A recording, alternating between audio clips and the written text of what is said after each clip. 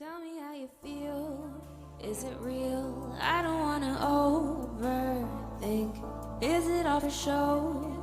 I don't know. Feeling like I'm on the brink of something beautiful, or maybe terrible.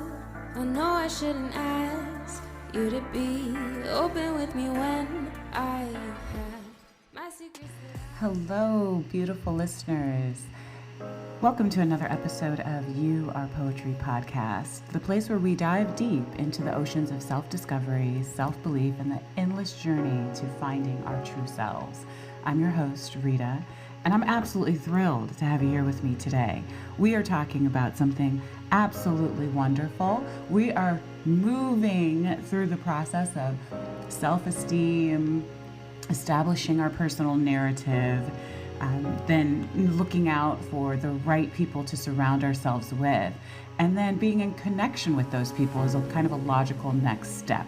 And that's what we're going to be talking about in this episode. This is our fourth episode. I mean, we are zooming past, and the idea is that we are going to zoom past, touch on these topics, and then I am going to reverse, go back and go deeper and deeper through each of the topics to give you the most valuable content, the most valuable tools, the most valuable resources that are really, really going to help you and guide you through this process of working on oneself. Again, we are talking about love. I am not talking about finding love outside of yourself, even though that is very, very wonderful. It's an incredible thing when that happens in life, but I'm not going to discuss that right now. Like I said in the last episode, I think that we need to hyper-focus on the love that we should be cultivating within ourselves. When you can deep dive into who you are, all these flaws, all these wounds, work your way through the muck of what that feels like and what it looks like, you can get to the other side and you can turn around and say, I love myself. I love myself now. I loved myself then, not the way I deserve to be maybe, but I did love myself then for what I had been through. So we're just gonna go right into the thick of it. So thanks again for listening, and here we go. All right, we are talking about love. I want to start identifying what real love is. So I'm going to just start with a baseline, okay? Real love is a profound and complex emotional state that goes beyond mere affection and attachment. It encompasses a deep and genuine connection between individuals, characterized by a range of qualities that set it apart from other forms of emotional connection. We are not talking about the love between individuals. We are talking about self-love in this episode. This episode is going to point you in the right direction to, number one, identify what real love looks like. Number two, identify where in your life you have lacked that real love for yourself. And number three, to start to do actionable, tangible, real-time ways to build and enhance your connection with the real love that you will begin to feel for yourself. Okay, let's get started. So, real love. Unfortunately, many of us are walking around and we have not felt loved.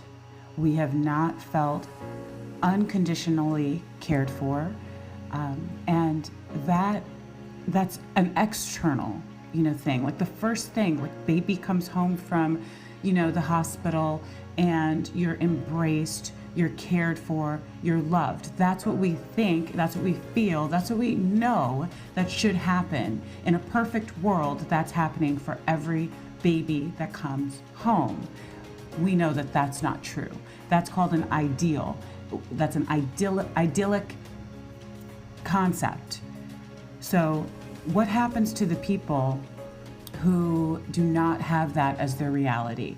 What happens to the people who are going into home environments where they are not experiencing real love. Well, those people, and hopefully those people are who I'm talking to. I'm talking to all of us, but there are people who need it more than some, others. And I'm talking about never experiencing what real love is.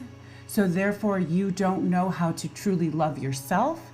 And of course, you then don't know how to truly love and be in relationship, in a deep, meaningful relationship with other people. It's a big issue, and that's what we're going to tackle. So again, real love is a profound and complex emotional state. It goes beyond just affection for someone and attachment to someone. The first sign, or characteristic that we're going to talk about is unconditional care and acceptance.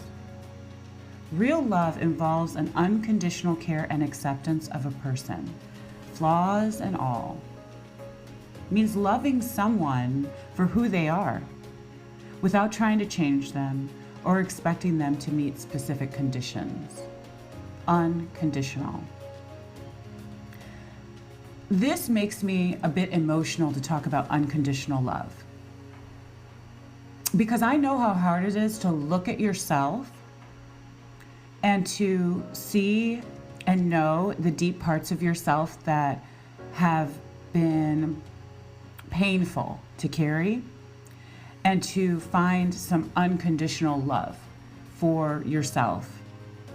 So if I know how hard it is for me to find unconditional love for myself, it's got to be even harder to find unconditional love for other people and their flaws and the things that you discover along the way in being in relationship with them that do not please us and we feel don't serve us, and then offering up unconditional love to them. And this is also true in relationship with our children. I'm a mother, and there are some areas of experiencing motherhood with my children that I really struggle to access unconditional love for them. I have my singing bowl here, and I keep hitting it with my ring, so there must be a reason why we need a little bit of healing in that area. So, unconditional care and acceptance, really, really important. It's a hallmark of love, of real love, and I think we have a ton of work in discovering how we can access the ability to express unconditional love. Next, we have empathy and understanding. Real love is marked by a high degree of empathy and understanding. It involves the ability to truly comprehend another person's feelings, needs, and perspectives, even when they differ from your own. Again, we're not talking about expressing this to other people. We're talking about turning this inward, or beginning inward, and then it will express itself outwardly. And empathy happens when you are really doing what I talked about in, I believe it was episode 2, about your personal narrative. Personal narrative requires self-awareness. It requires self-reflection. Writing. I'm a writer. I write, and I suggest that other people write, what are you feeling? What are you actually feeling today? A lot of people say, oh, it's really hard to journal. It's really hard to get into the habit of writing. But unless you actually get the feelings and the thoughts out on paper, you are not able to understand the feeling. You're not able to see it in a concrete way, in an abstract way, outside of yourself. So then you can work through it and set up a plan of how to deal with those feelings. You need to know what you need. So many people are walking around and they don't really know what they need. Well, if you don't know what you need, and you don't know if you're capable of fulfilling your own needs, how is someone else supposed to know what you need? I'll give you an example. I had been married many, many years, and I was complaining to my mom one time about, some things that were going on that I was frustrated with. And my mom was telling me, you can't expect people to read your mind. You never expressed this to your husband. You never took what you were feeling, got it outside of yourself, got clear about it, have an understanding of it, that it's a need that you have, and then express that need to your partner. So you haven't even given them a fair shot. You haven't given your husband a fair shot at satisfying your need or helping you with your need or addressing your need, because it's just a feeling that is you're mulling over inside of you. So empathy and understanding also comes with this amazing thing we love, which is communication. Communicating your needs. So if you can recognize that you have a need, and then you can talk to the people around you. We talked about getting this group of supportive people around you and trusted people around you. And then you communicate those needs. That's when people can have an understanding and some empathy for what you're going through. And then you don't have to carry it alone, which is a major benefit about being surrounded by people who support you and love you, really love you. Recognizing real love, selflessness. Real love often includes selflessness. It means placing the well-being and happiness of the other people on an equal or higher level than your own. It's about supporting and nurturing their growth and happiness. Selflessness. In a lot of ways, we talk about selfishness.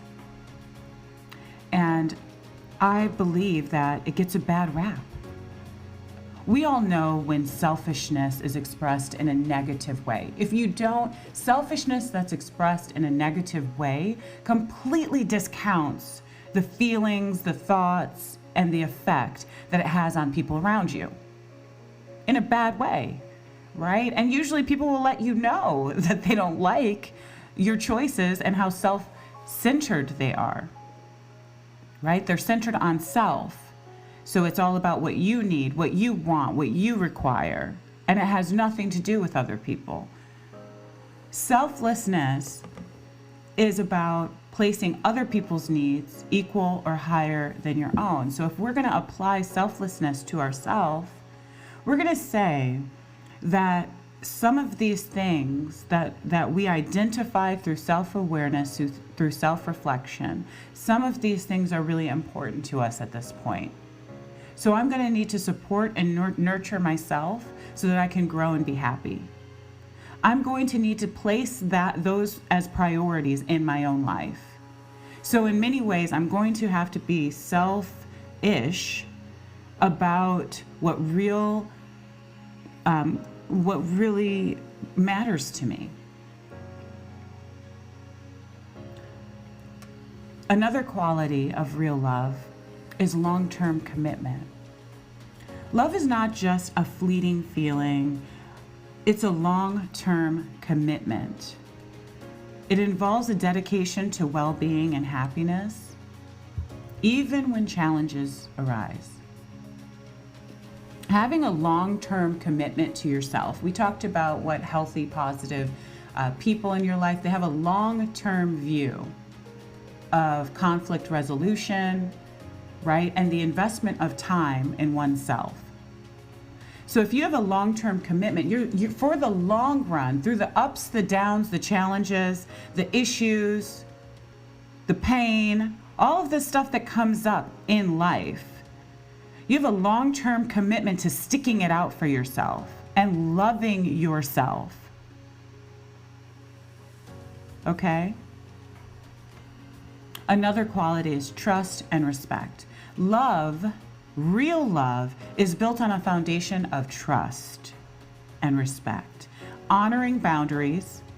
If you haven't listened to my last episode, I suggest that you do. We talked about boundaries. I break it down in a way that's really digestible, easy to understand. Honor boundaries. Respecting individual choices and having confidence in one's integrity. So what does that kind of mean in the love dynamic between yourself? Trusting yourself, Having some integrity, which means you keep your word. You say you're going to do something and you do it. You say something matters and it does because you respect it, because you place boundaries around it to protect it. Respect and protect are very, very closely linked. When someone respects you, they protect you. How do they respect you and protect you? They protect you from harm, from pain. I respect my relationship, so I'm going to protect it. I'm going to insulate it. I'm going to make sure that no harm comes to it. Well, you have to do that with yourself first. All of this good work that I'm talking about doing inside so that you really can access real love for yourself, you're going to need to respect it and to trust that your boundaries are put in place for a reason and that you've made certain choices for a reason. And you're going to have to respect yourself enough to not allow people to cross those boundaries and disrespect you over and over and over again. Real love has a lot of trust. It requires a lot of trust. Another quality is communication and connection. Real love thrives on open and honest communication. It means being able to express your feelings, your thoughts, and your concerns,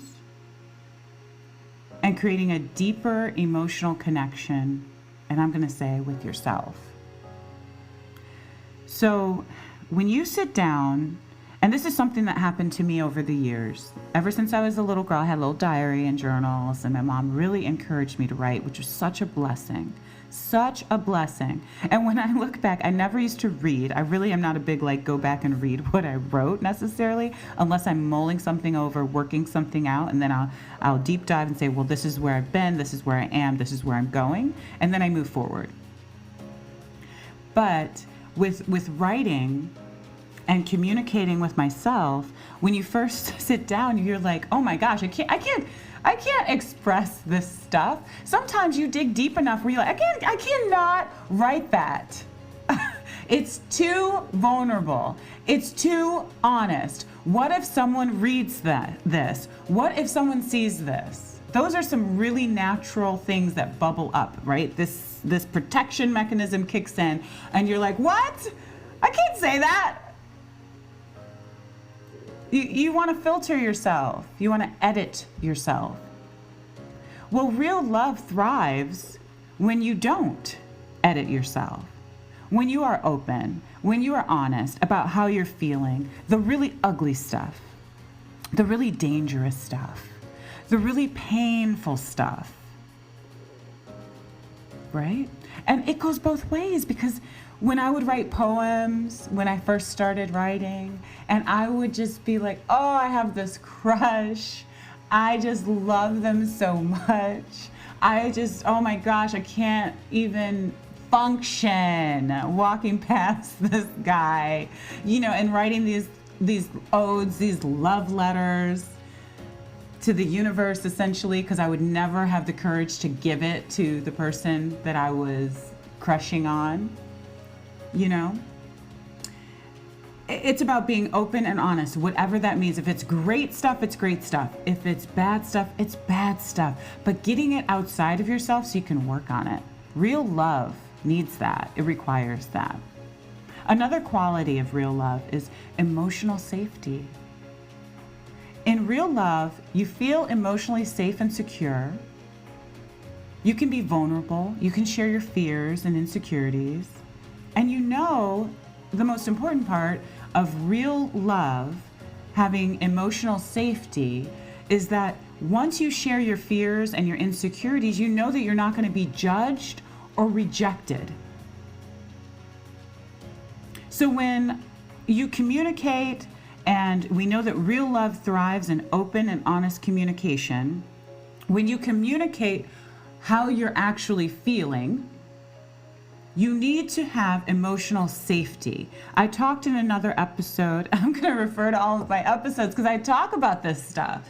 I talked in another episode about trusted people and it being a safe place. that there should be safety within the people that you trust with the stuff that you're working on. Because you're vulnerable, you're scared, you're angry, right? You're expressing insecurities that you're working through. And you need non-judgmental people who can let you work this stuff out. You don't want to feel like you're going to be rejected. So real love has a quality of emotional safety.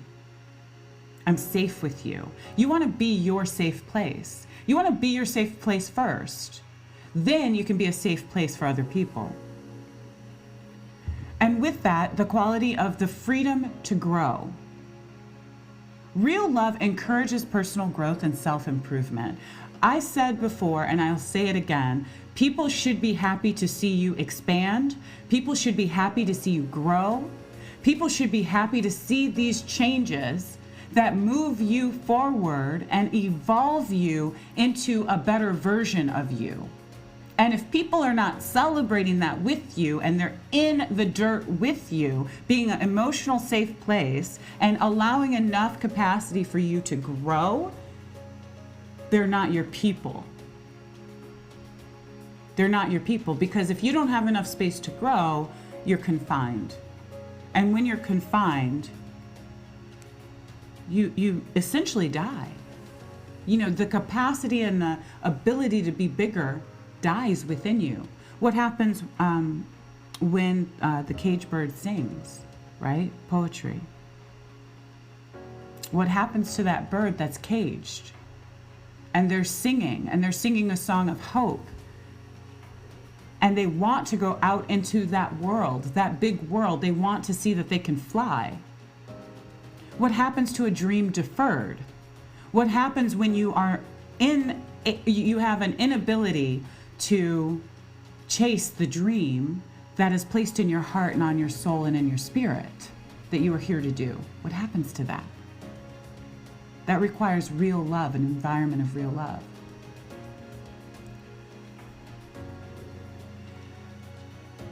Another quality of real love is the absence of manipulation.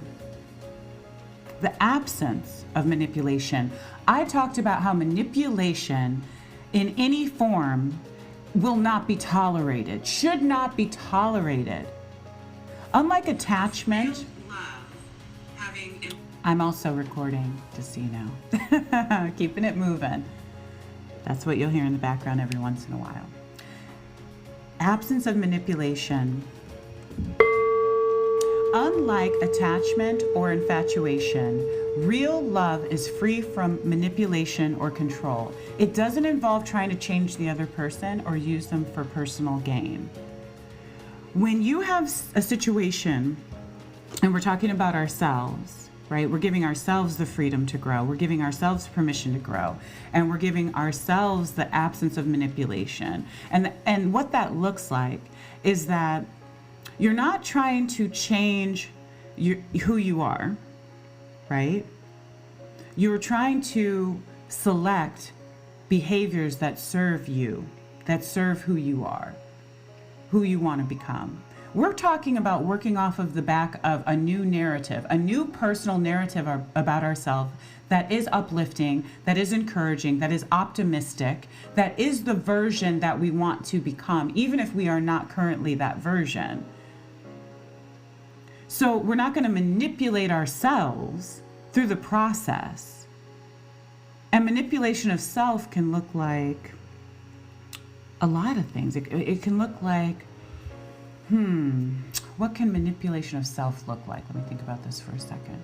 If I'm manipulating my own self, it can look like saying you want to change when really you don't. And you're not being open and honest about your lack of commitment to the change that you need to do. And so you just keep going round and round in a circle, expecting different results, right? The definition of insanity is doing the same thing over and over again, expecting different results. That does not work. That will drive you insane. You need to be doing different things to get different results. So don't manipulate yourself. Don't fool yourself. Don't play mind games with yourself. If you really love yourself, you will not do that. The next quality is intimacy. Intimacy. I love that word. I really do. And actually, I'm going to pull up intimacy because I don't know if a lot of people, including myself, really understand the definition of intimacy. So I want to get clear about it. Intimacy, close familiarity or friendship, closeness. The next definition is a private, cozy atmosphere. Okay, hold on. I'm going to do my singing bowl. This is for the heart chakra, so I'm going to do our singing bowl every once in a while. Intimacy. A cozy, private atmosphere. How wonderful. I love it. I love it. I'm so glad I looked that up.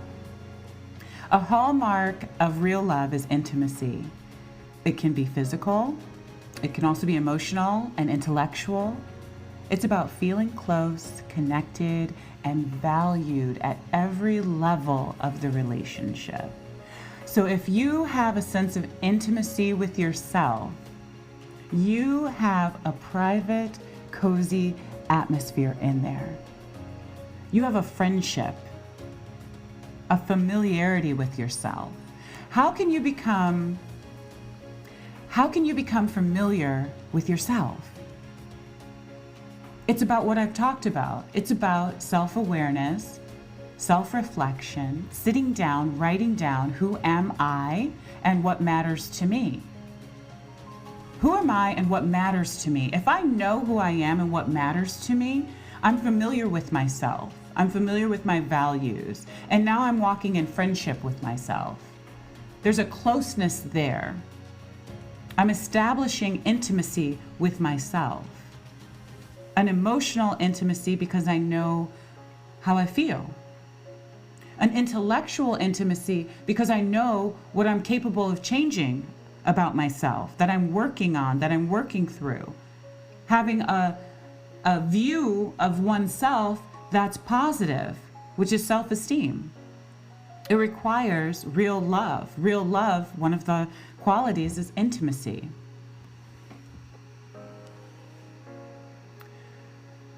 We can be walking around and in relationship with other people and never experience a closeness to them, because closeness requires all the other things that I discussed. Emotional safety, freedom to grow, absence of manipulation.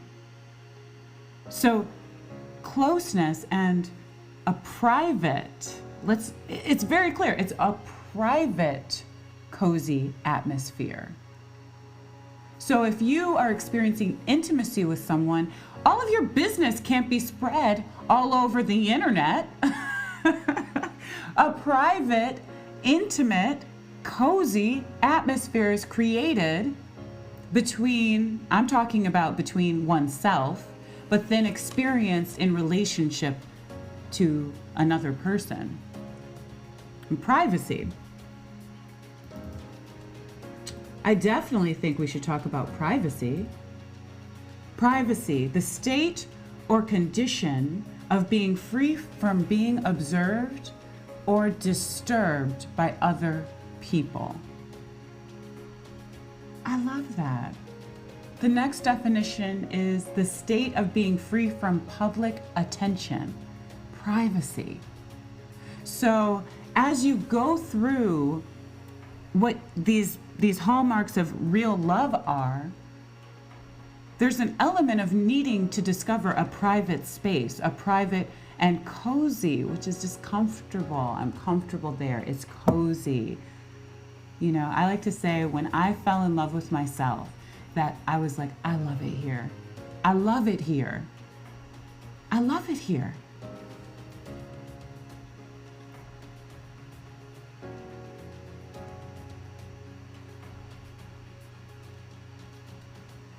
And intimacy is one of the things that you're looking to cultivate and recognize. Sacrifice and compromise. Real love sometimes requires sacrifice and compromise for the benefit of the relationship. So it's not essentially about getting your way. Instead of it being about getting your way, it becomes about finding solutions that work for both people. But right now, it's like finding solutions that work for yourself.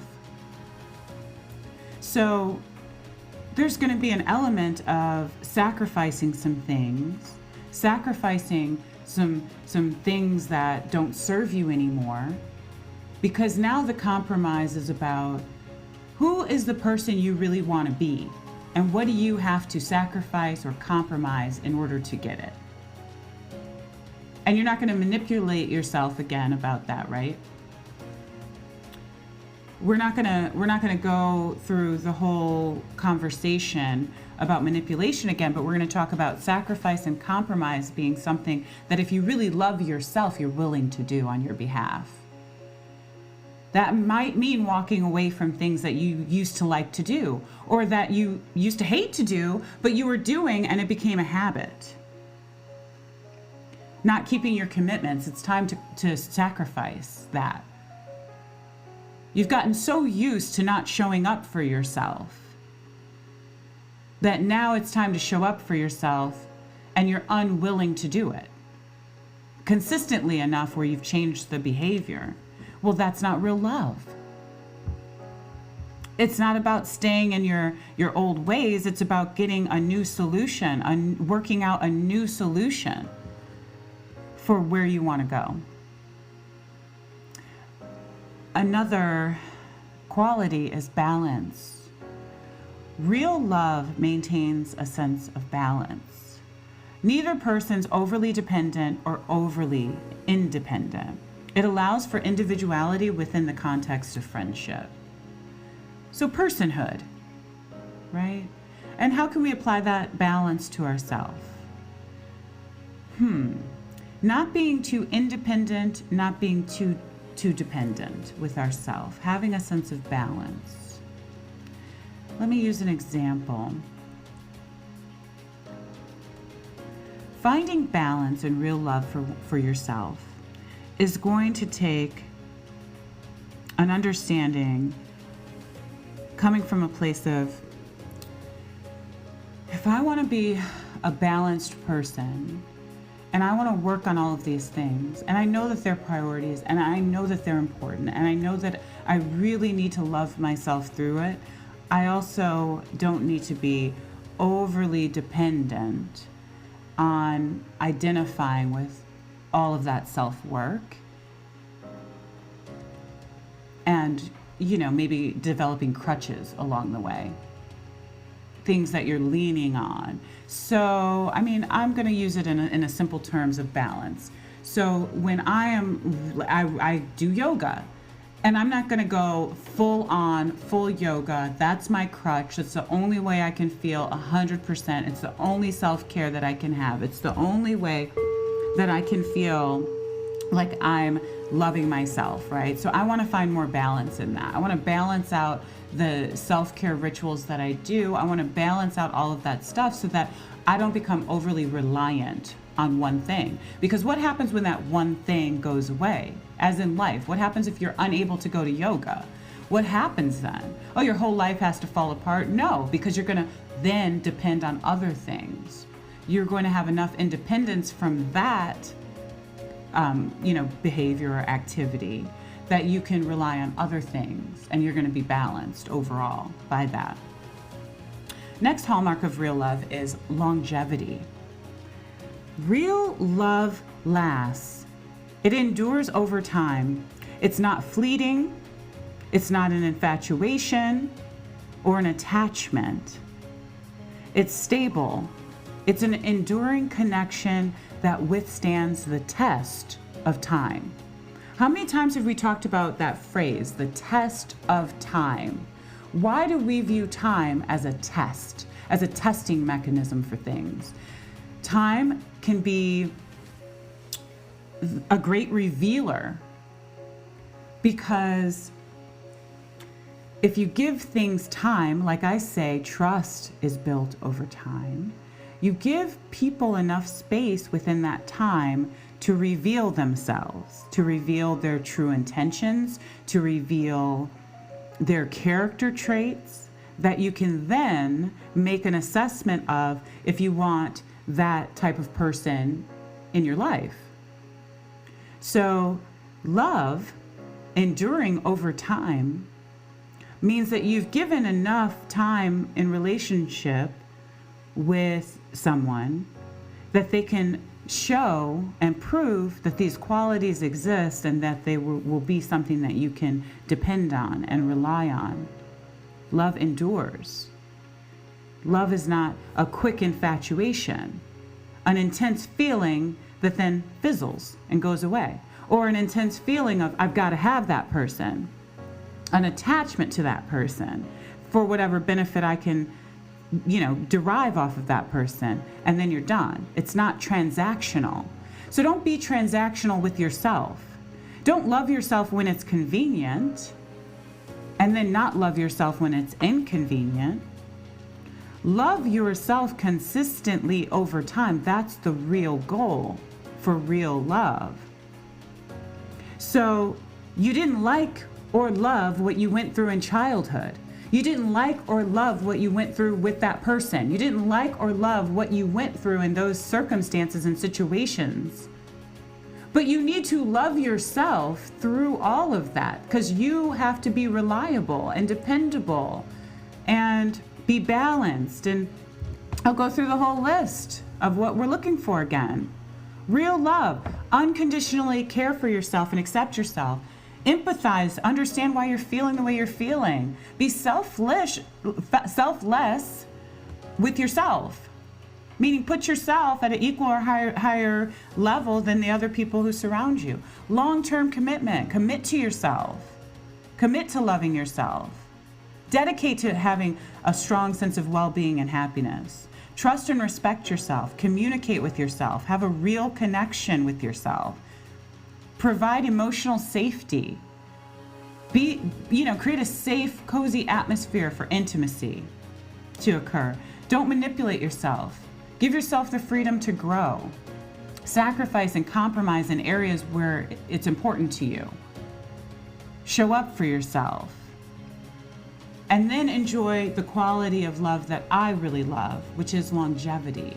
Because knowing that that love is going to be there and it is going to sustain over time through the good, the bad, the ups and the downs, that is peace to me. That's peace to me. I'll give you an example before we move on to our next segment. I have had arguments with my son. I've had disagreements with my son. Okay? And one of the most important things that comes out of those disagreements, and sometimes the yelling and the crying and the, you're the worst, Mom, and all of that stuff, what comes out of it is I don't leave his side. Now, I might physically leave his side, but like I'm saying in general, I don't leave. I don't abandon him. I don't leave him in the pain. I don't leave our relationship in the pain space. I heal the conflict by enduring with my love that I have for him and showing him what enduring love looks like in real time. When you have an argument, a disagreement, a painful moment, when you're in relationship with someone and you stay the course and you endure it, it stands the test of time. I am not going to stop loving. I am going to continue loving even when it's hard. It's a lot like resiliency. My definition of resiliency is doing something over and over again when it's difficult, but especially when it's hard. That's pretty much the same approach that I have towards my love for myself. When it's hard to look at myself in the mirror, when it's hard to love myself because I've done things that I don't agree with, that I don't like, when it's hard to love myself, practicing resilience and still being a loving space for myself, holding space of love that endures over time. Because I've got a lot of years ahead of me. I've got got a lot of years ahead of me. I talked about having the best years are in front of you. You have a lot of years ahead of you where you are going to need to love yourself, where you are going to need to hold the line and hold the space for yourself. You're going to need to endure. It is going to be hard. Here, it's going to be hard.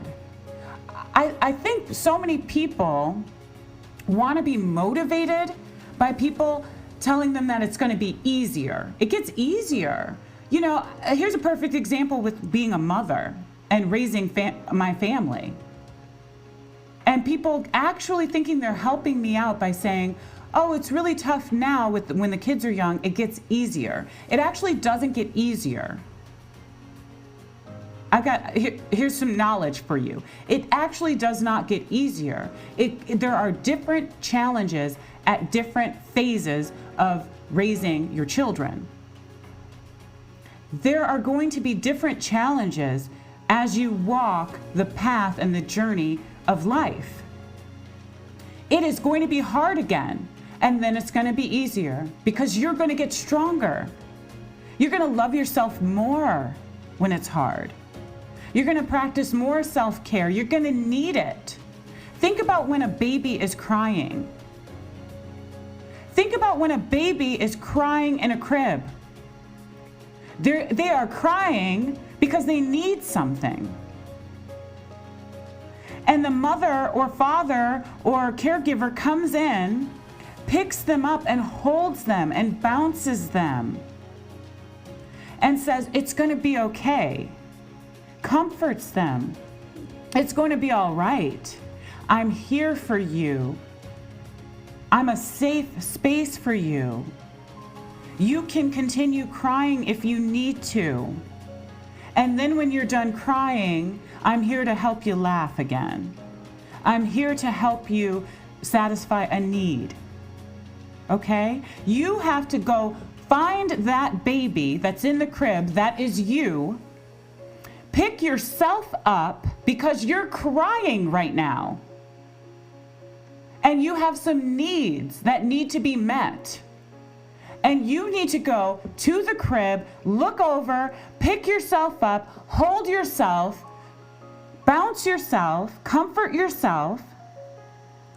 Tell yourself it's going to be okay. Sweet, sweet child, it's going to be okay. I'm here for you. I love you. Go ahead and cry. Bounce them. Pat their back. Okay? I am still here for you.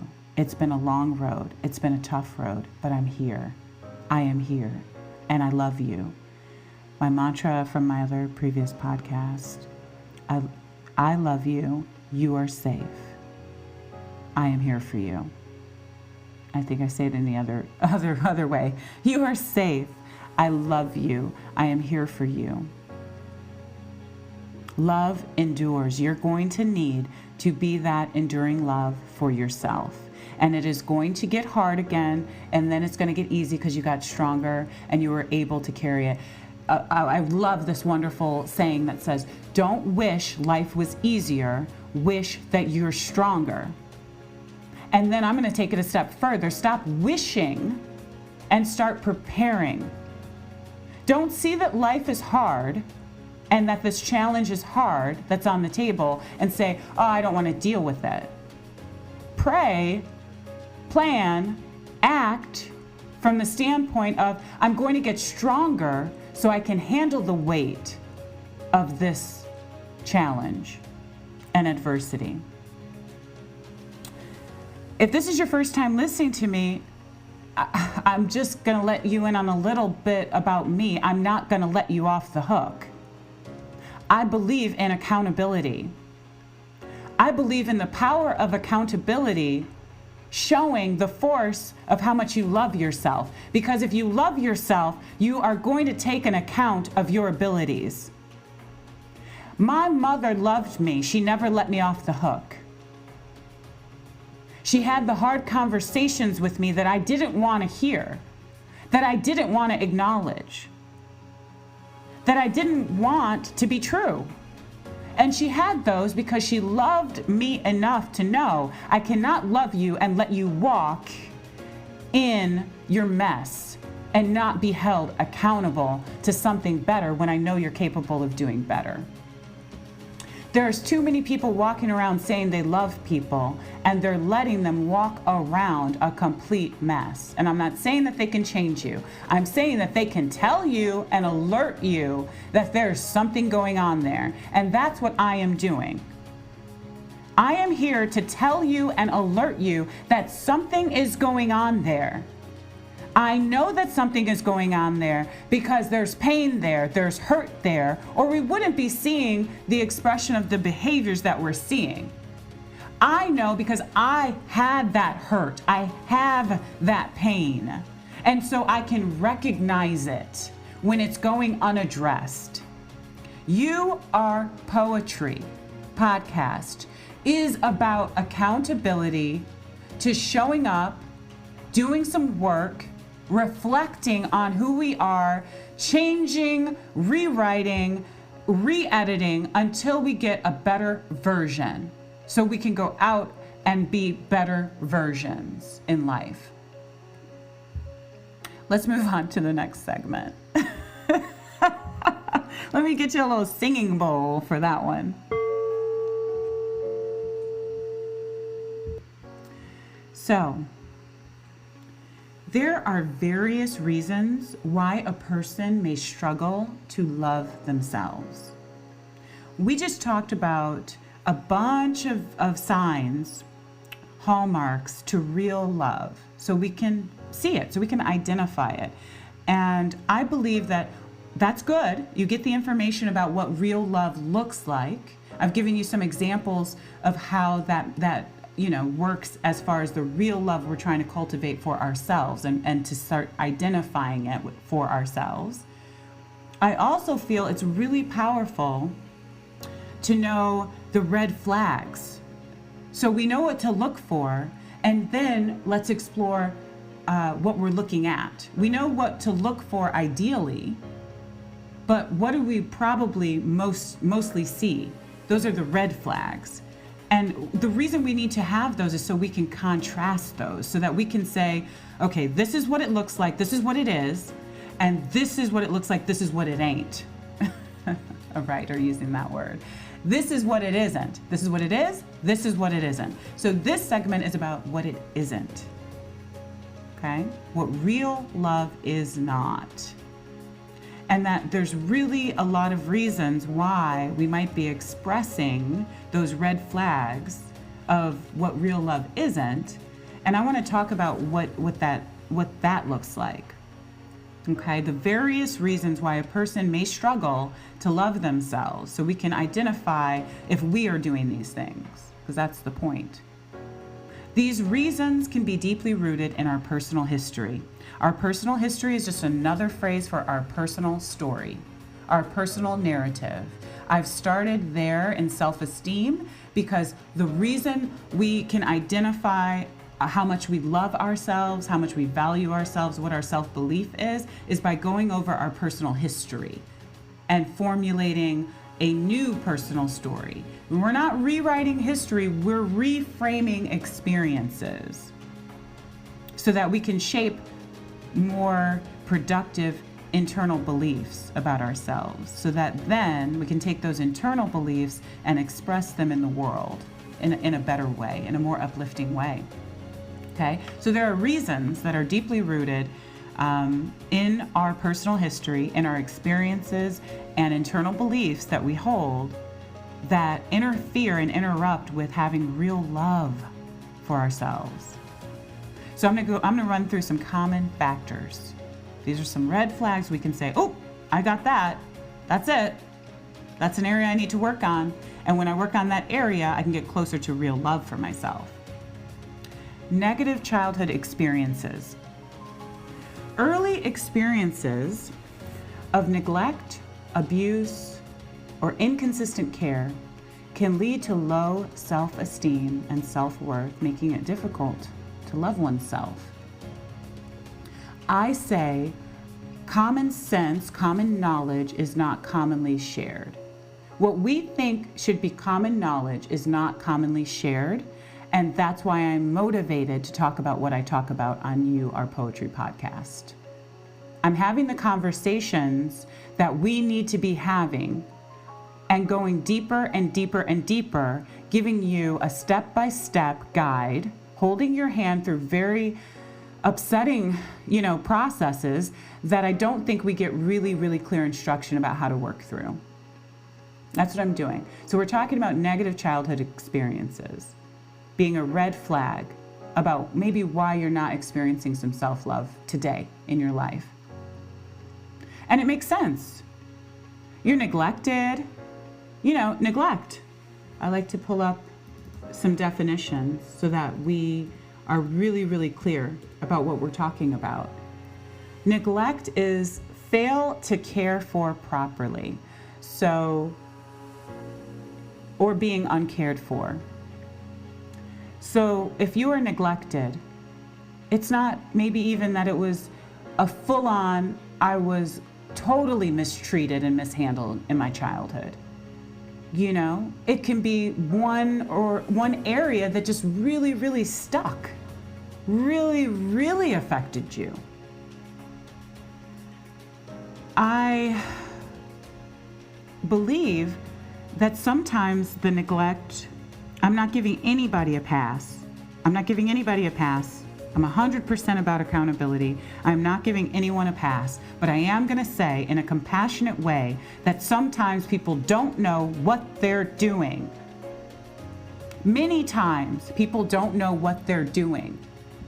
They don't know the weight and gravity of their words, their behaviors, their actions. That can be subtle neglect.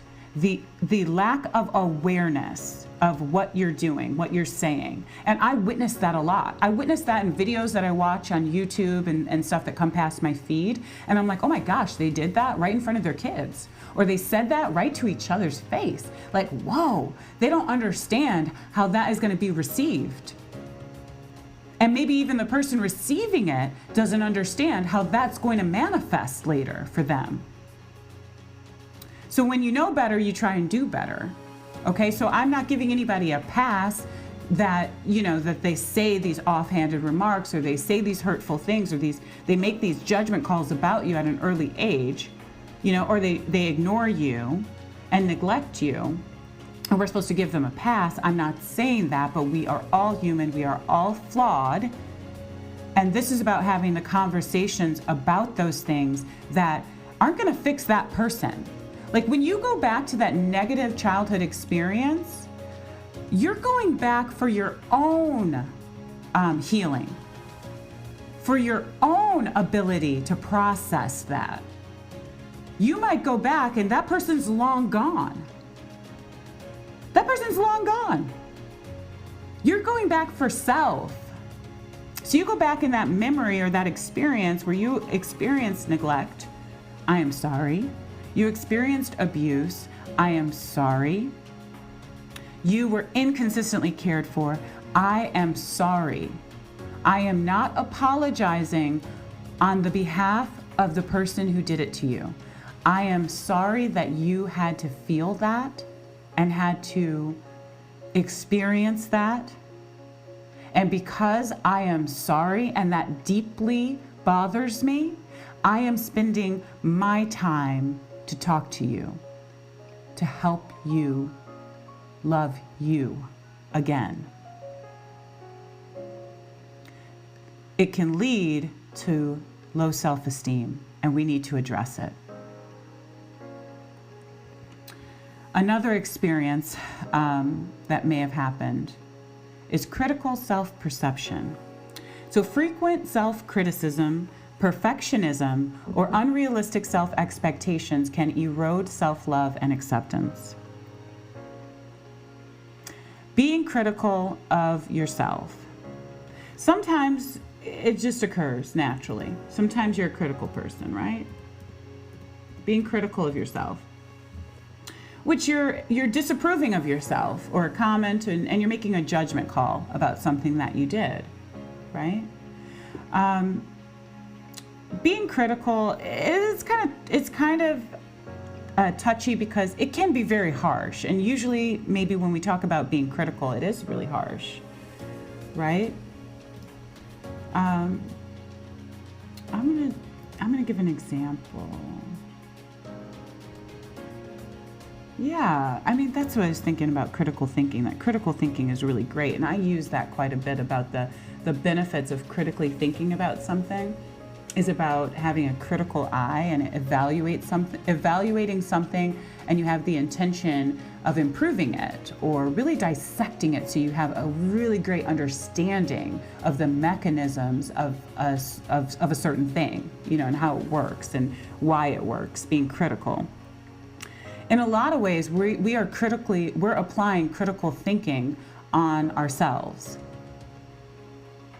But when you apply it to your self-perception, how you see yourself and your belief in yourself, that can erode loving yourself because you're too harsh about what you've been through or what your choice was, what you did.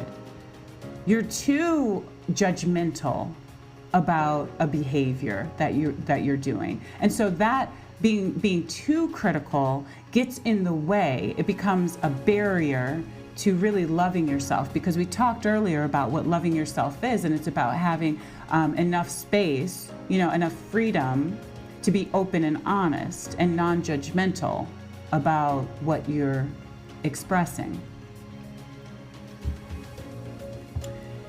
Another reason you might struggle to love yourself is comparisons to others.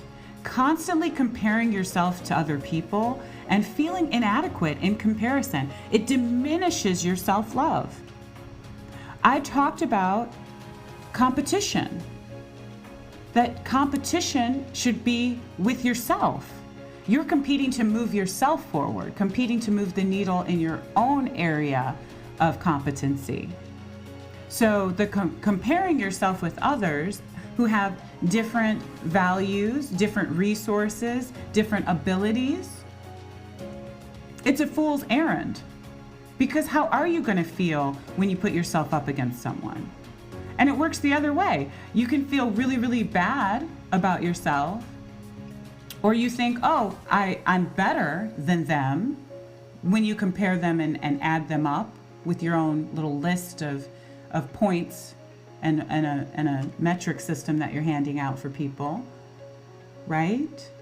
Oh, now I feel better because I've listed all of the qualities in them that I don't like, and so now I feel that I'm better. And you actually are probably thinking that that's improving your self-esteem. It's not improving your self-esteem to think that this person has all of this stuff that's really bad about them, and so in comparison, that must mean that you're really great. That has not moved the needle at all for self-esteem, for you, at all. You stayed right where you're at, actually. You've just looked, and judged someone else to be underneath where your numbers actually are. So you have not improved your self-esteem at all. You stayed right where you are. And, if you do that practice long enough, you'll realize that you are staying right where you are. There's really no benefit to putting people down and judging them negatively. It does not add any value to you as a person. So comparison to others would be a big flag, to avoid if you are building up your self-love. Trauma and post-traumatic stress. Traumatic events can lead to feelings of guilt and shame and self-blame, making self-love challenging. All of that wrapped into one is essentially saying that when things happen to you and they're really, really challenging, that's when you need to be accessing some sympathy and compassion for yourself in order to love yourself through it. Because traumatic events do happen.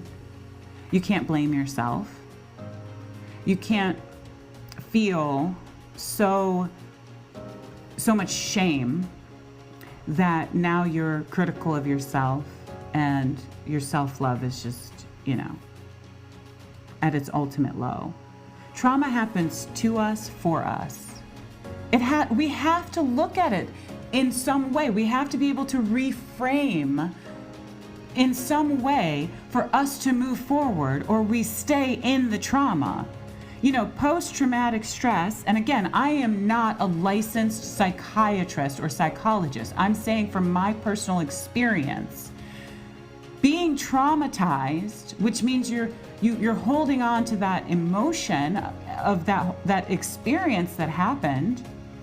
Many of us need to seek a professional in order to get the right tools to address what we individually are going through, in order to move to the other side of that, where we can release the guilt, we can release some of that shame, we can release blaming ourselves for it happening. Okay? And we can start accessing some self-love. Something else that can cause self-love to be real, good positive love for ourselves to be a problem is negative social and peer influences. So this is going to look like peer pressure, bullying, or societal standards that promote unrealistic beauty or success ideals. These can contribute to self-esteem issues. We know this. We've been talking about this. We've been talking about the damaging effect of social media on people, on our children, and also on ourselves. Adults are scrolling just as much as children are scrolling. We're comparing just as much as children are comparing. We're judging just as much as children are judging themselves and judging others. We're liking, we're not liking, we're commenting, we're not commenting, right? Negative influences in the form of the pressure to conform to the group, the bullying that happens when people make these judgment calls about you, and then they collectively bully you. This is going to affect your self-esteem and how you see yourself. Now, I talked earlier, I feel so funny saying that. I spoke earlier on an earlier podcast about self-belief, and it is affected by world belief or public opinion, it starts to form this idea of like, what do my peers think of me?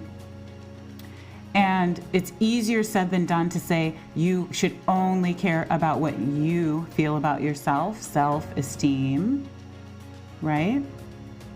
But we live in the real world. And in the real world, what other people say about us matters. That's why I have talked about reframing our personal story, our personal narrative, and the way in which we talk about it to other people to form positive connections and real meaningful conversations and meaningful connections with people that move us forward. That can't happen when we are unaware of what we're saying to people and opening ourselves up to a group of people that for the most part are unhealed, unevolved, and then all of their stuff and their hurt then plays out and gets dumped on top of you, right? So social and peer influences are huge. I am dealing with this now. I'm keeping it private, but I'm helping children right now deal with acceptance in their peer groups. Acceptance in their peer groups and going along to get along. This idea that you can't be fully seen, fully heard, fully valued in a group of people unless you're playing along to their tune. And it ruins from me talking to children who should be feeling pretty good about themselves. They're brand new. We just had them. They're brand new to the world. And they're already experiencing deteriorating views of themselves based off of what other kids are doing. The unkind remarks, the unwelcoming attitude, the physical pushing, that goes on in classrooms and on playgrounds. It's a problem. I'll have another episode about that, because the schoolyard issues are still, the playground factors are still playing out on a different playground for adults. And if you would talk about social media and frame it as a playground, we are not playing nice with each other. We are not accepting each other for how we're showing up. We are comparing ourselves to others, and we are contributing to a detrimental self-esteem narrative that people are playing over and over for themselves. And we have to take some accountability for our contribution to it, for creating the culture of it. Another area where people may struggle to love themselves, another reason, could be mental health challenges. So conditions like depression, anxiety, eating disorders, all of those other things can really impact how much you love yourself.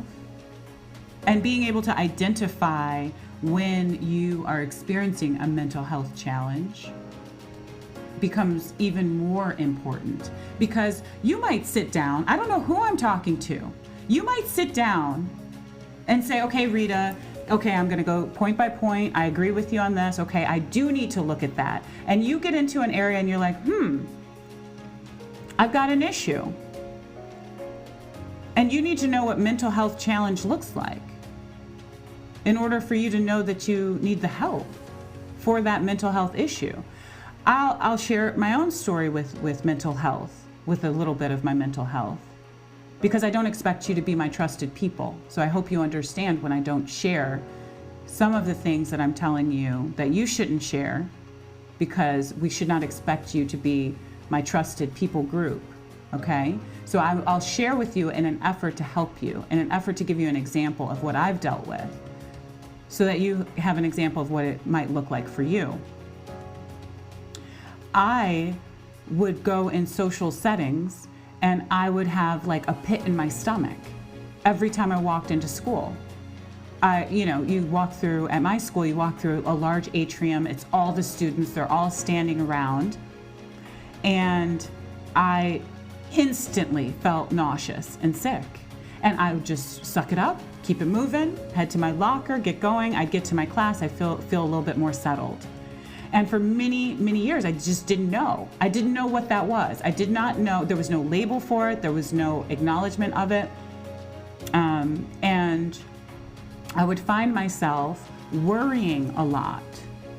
I would worry about my outfit. I would worry about how my hair looked. I would worry about if I had all of my books and all of my stuff, if I was prepared for the day. And I was worrying all the time.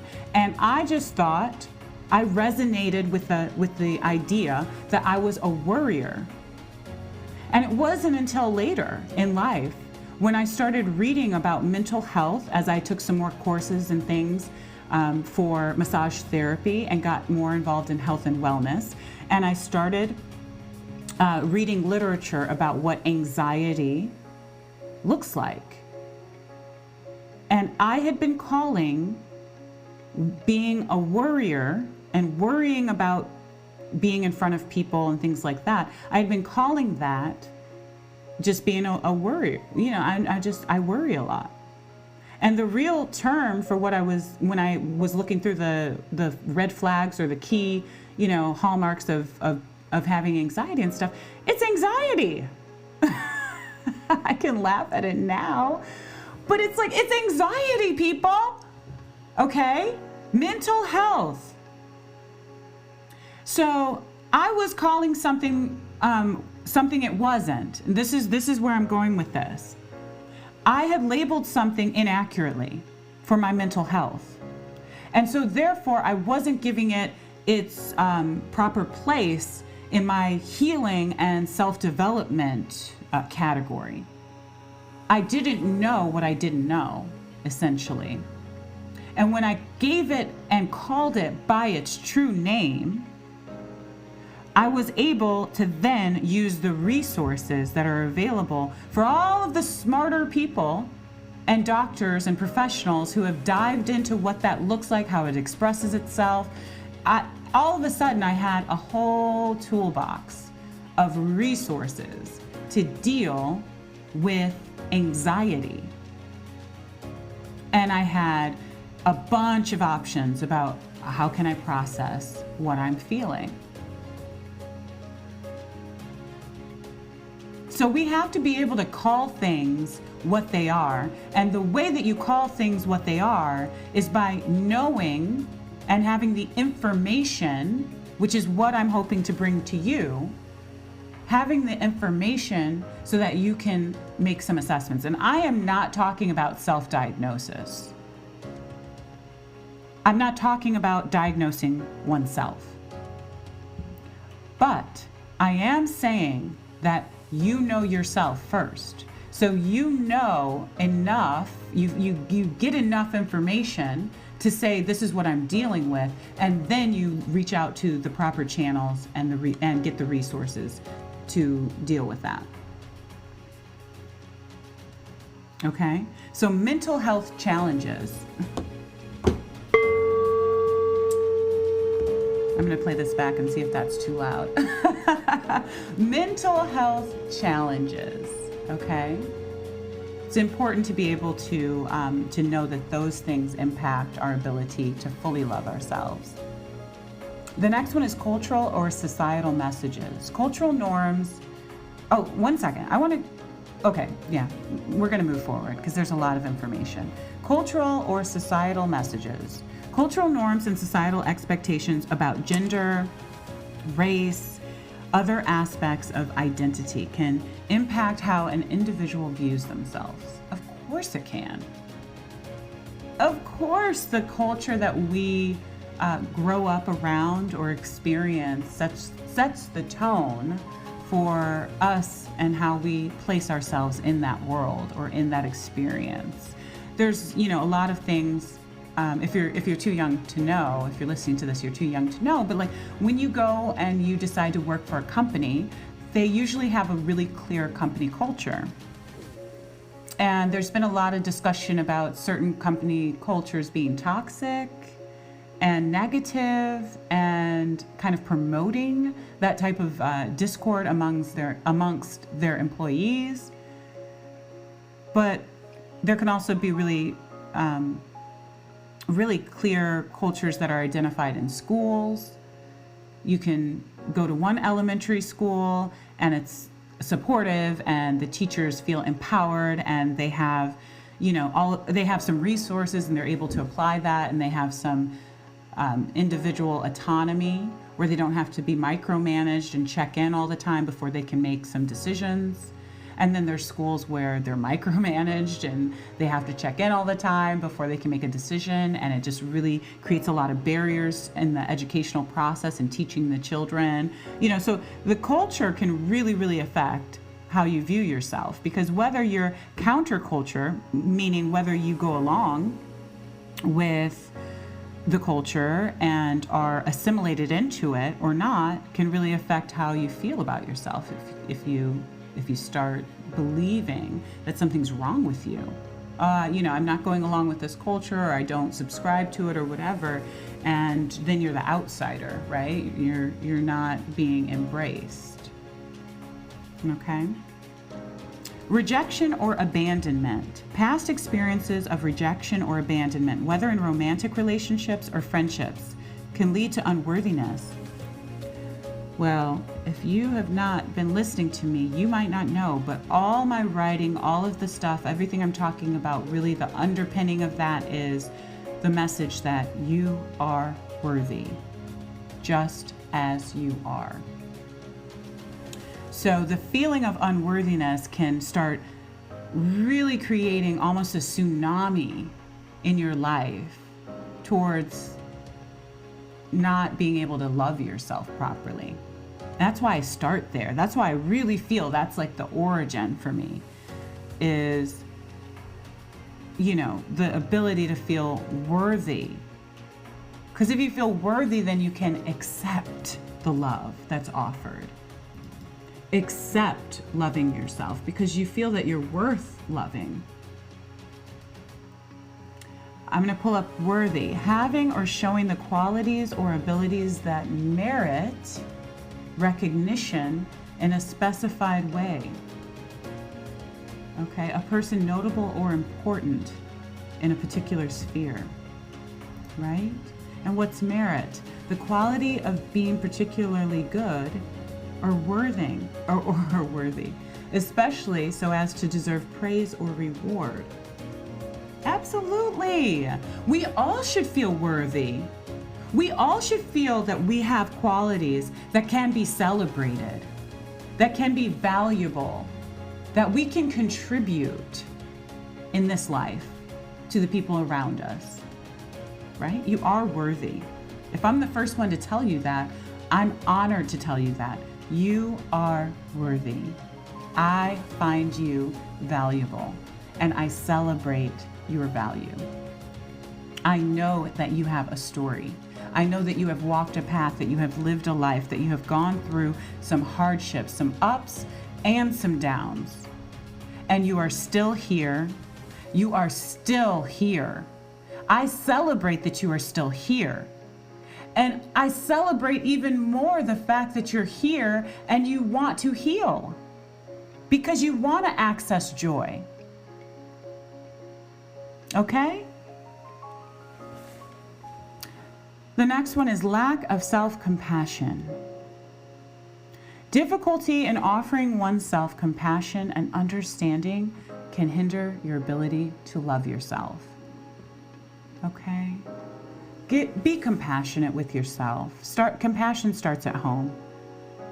Compassion starts at home, inside yourself, and then inside your home. All right? Compassion means to suffer together. It literally means to suffer together. It's defined as the feeling that arises when you are confronted with another's suffering and feel motivated to relieve that suffering. Compassion, like I spoke about before, is not the same as empathy or altruism. But they are related, which we know. It literally means to suffer together. And I love that it also means feeling motivated to relieve the suffering. I mean, I've never really resonated more with a word. I love words. They describe our experience. They're limited. I mean, words, of course, are limited, but they get so much more closer than what we could do, in most areas to describe and embrace, envelop, and help us to understand in kind of like a capsule view of one thing that we're talking about. Words are incredible. I love words. And this word, compassion, is to suffer together. And then to be motivated to relieve the suffering for someone. So having compassion for yourself is to acknowledge and have the self-awareness that you are suffering. That experience, that difficulty, that trauma, that stuff that we are spending a lot of time drudging through, that stuff is going to require you to acknowledge that you went through it, okay, that you suffered through it, and then be motivated to relieve the suffering. And I'm going to say this. You are not here to only experience suffering. You may suffer, but you are not here to only experience suffering. You can start to move past what you are suffering through, and it can be a relief when you get to the other side.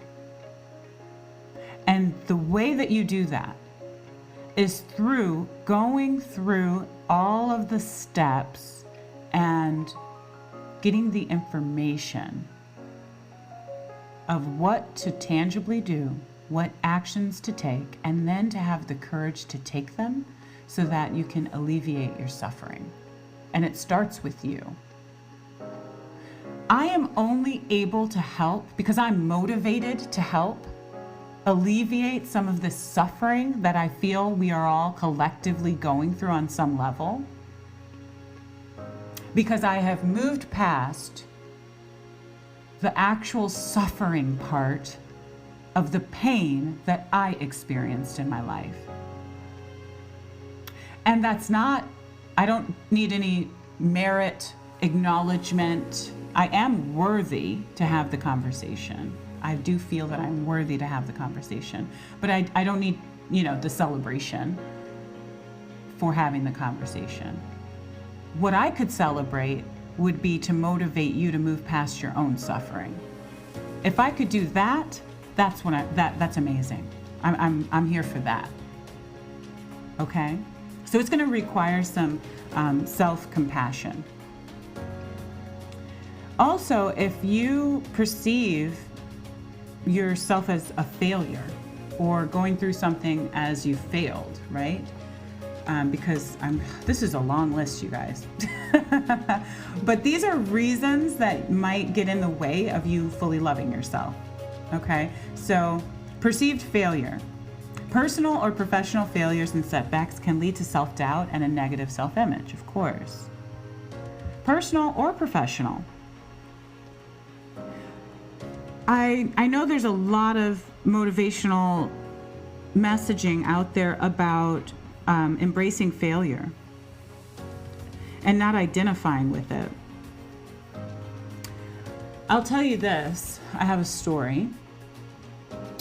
My son plays hockey, and he plays hockey, loves hockey, but I would say he's just a different person, right? He's just a different person. All of us are unique in our own ways.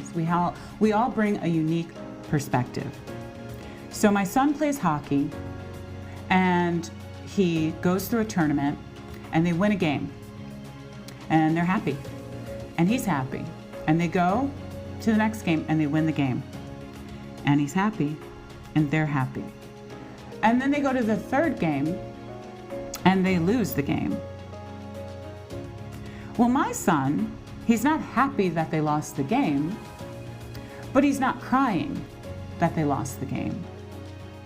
I'm telling you, he's a different person. He's not crying, and he's not joining in with the other hockey players and the coaches who are crying because they lost the tournament. He doesn't say anything about it, actually. He's just changing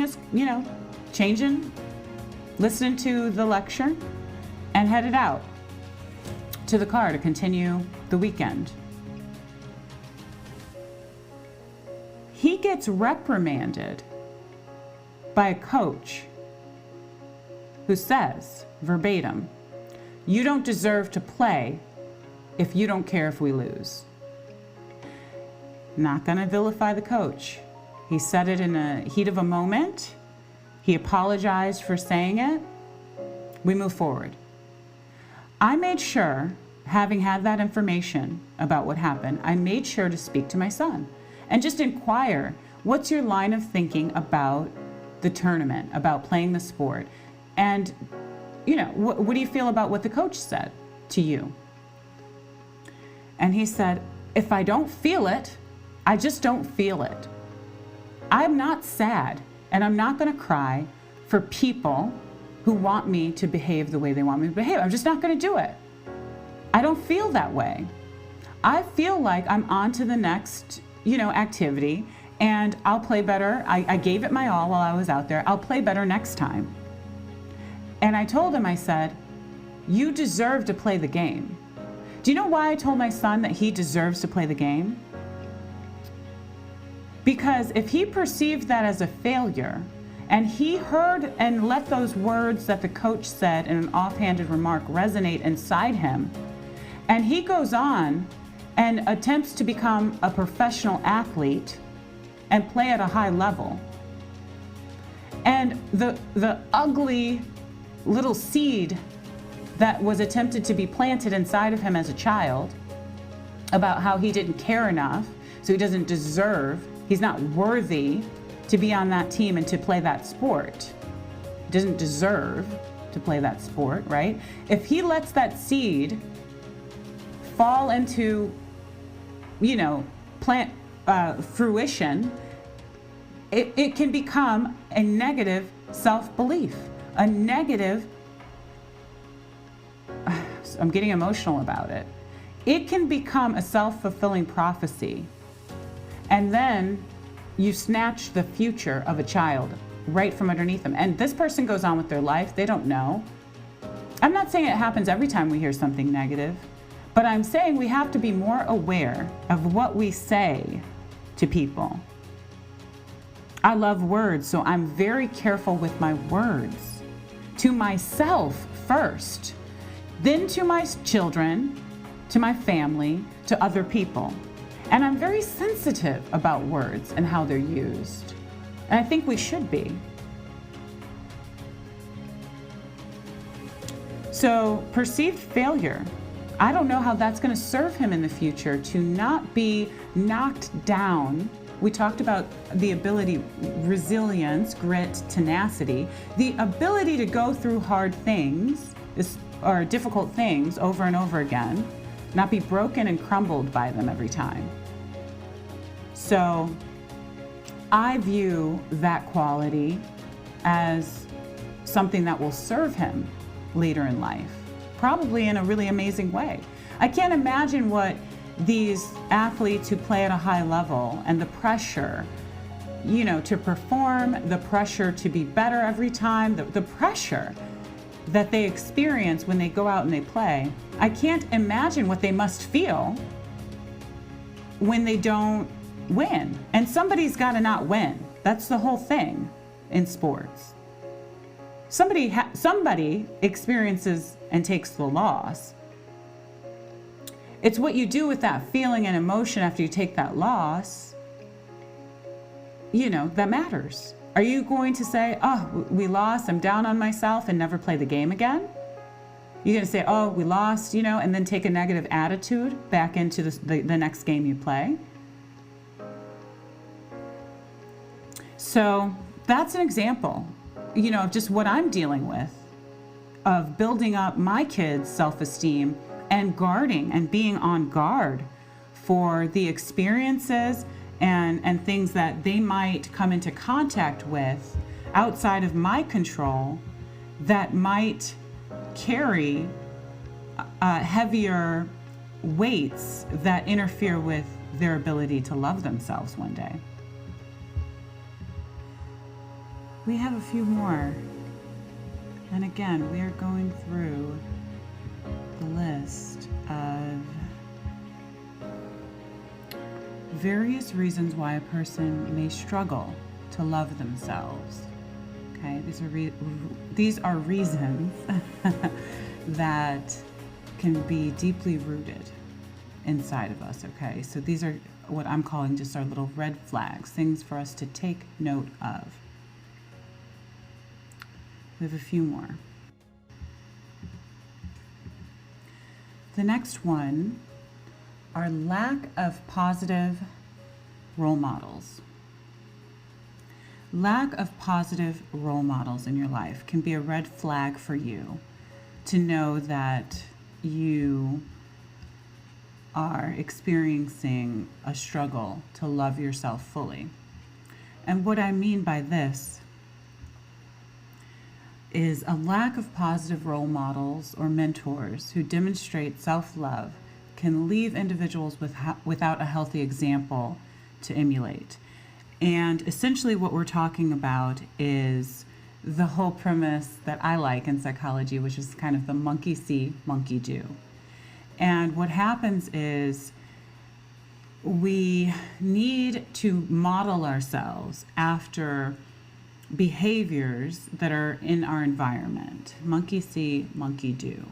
And if you lack positive models in your environment, and instead they're replaced with negative models of things, or even worse, a complete lack of modeling, then you're left with wondering, what do I do with this gap that I'm missing when people say that I should be looking for real love, I should be looking for, real unconditional love, but you've never felt it and you've never seen it. So you have no example, no point of reference for what that looks like. And then if you don't know what it looks like, how do you know what to be? So lacking those models that are in our lives can be really detrimental to then how we see ourselves, because when we don't have the ability to see ourselves clearly acted out in other people around us to kind of mirror things back to us, then we don't really have a true understanding of a concept like self-love. Lack of self-care is another big one. When you are physically or emotionally neglecting your self-care, it contributes to lack of self-love. Well, why would that be? Because I said in my last podcast that anything that you love, you care for. They're synonymous with each other. So if you love yourself, you're going to care for yourself. If you love a pet, you're going to care for a pet. They go hand in hand. So when you start neglecting your self-care, you start undermining your self-love. Relationship patterns. Being in unhealthy or toxic relationships that reinforce feelings of worthlessness impacts your self-love, your ability to truly love yourself. There's a singing bowl. It's telling you. Relationship patterns, many of which begin to normalize toxic behaviors. You tend to think that the behavior, because of its frequency, that it's normal and it's okay. And it's not. Lack of positive role model. And we know that it's not because it's not giving you the feedback of, I believe in myself, I love myself, I care for myself. It's not giving you all of the other things that we discussed about what a positive person in your life promotes. I encourage you to listen to my other episodes. They're all building upon one another, and we really continue as we move forward. We continue to go over the similar character traits and similar key terms that help you process and work through your stuff. So as you're looking for love, you're looking to identify what healthiness is, what positive, uplifting, healthy love looks like. So when you continue to surround yourself by unsupportive, unloving, and love based on what we're talking about, real love, and what it should present in relationship with you. When you continue to surround yourself with unhealthy or toxic relationships, you continue to undermine your value, your worth, and it's very, very difficult to continue to love yourself in spite of, those type of dynamics. It's really important to know that self-love is dynamic It's an evolving concept. So you're going to struggle with it for a lot of different reasons. There's not going to be one necessarily reason that you're struggling to love yourself. It may take you a long time to uncover and unearth that.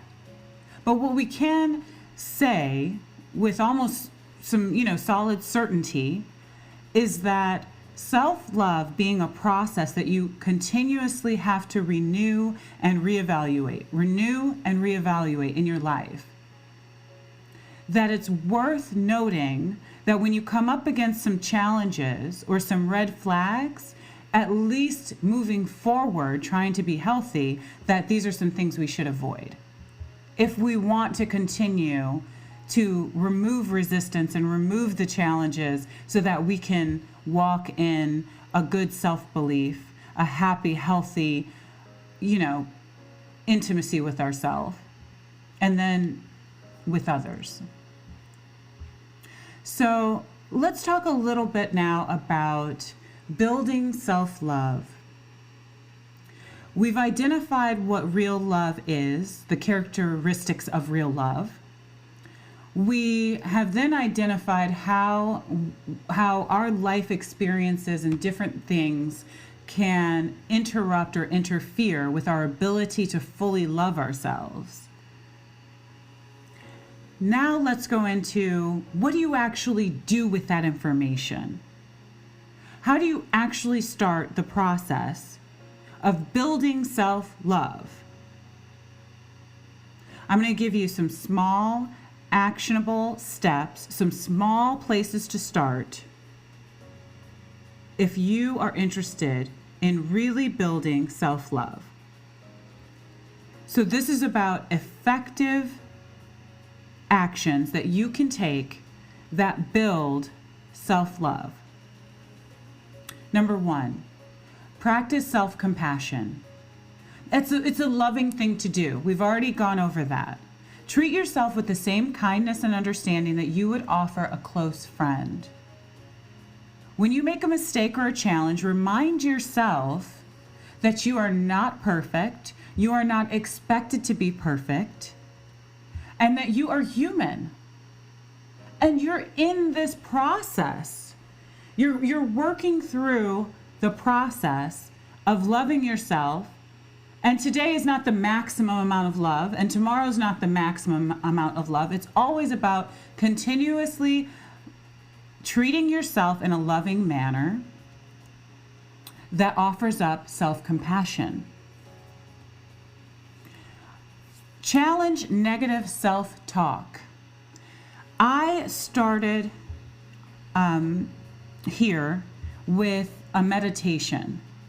So if you go to my page, Rita Writes, at Rita Writes for YouTube, you will see that there is a negative self-talk meditation that I created to draw attention to the fact that we all have this natural tendency to have some negative thoughts about whatever we're doing or whatever we're going through and ourselves. And the best thing that you can do is catch yourself in the moment, hear that negative self-talk, and challenge it. Don't wait till later. Don't think, oh, it's just a thought, it'll go away. Challenge the thought immediately. And the way that you challenge the thought is you replace it with a more positive and affirming statement. So, I messed up. I'm a loser would be the negative thought that you would have. Immediately hear that thought and say, I messed up. That's true. But I am not a loser. I will do better next time. I will go back to the drawing board. I will learn what I need to learn so that I can do what I need to do so that I don't have to make the same mistake twice.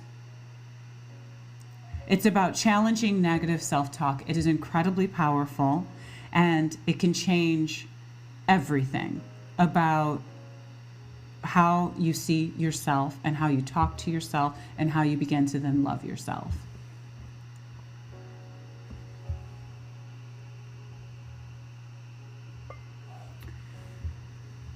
Set realistic goals. Set achievable, realistic goals for yourself, right? Celebrate your accomplishments. So this is about effective. Celebrate your accomplishments, no matter how small they may seem. This is what you can do right now. You can set something as a goal that you achieve, and when you achieve it, you can acknowledge the achievement. And whatever that means to you, whatever acknowledging your achievement means to you. If that means you earned a coffee. I mean, some people get up, they get going, and then they say, oh, well, I'm going to have coffee sometime today, but how about I earn it? Right? And then you set yourself, set some challenges in front of yourself, some goals that you want to accomplish, and then you get your coffee. It could be anything. Set realistic ones and then celebrate them. A really, really easy goal in the morning, if we're going to call it a goal, you can call it a task. A really easy task to do is right after you wake up.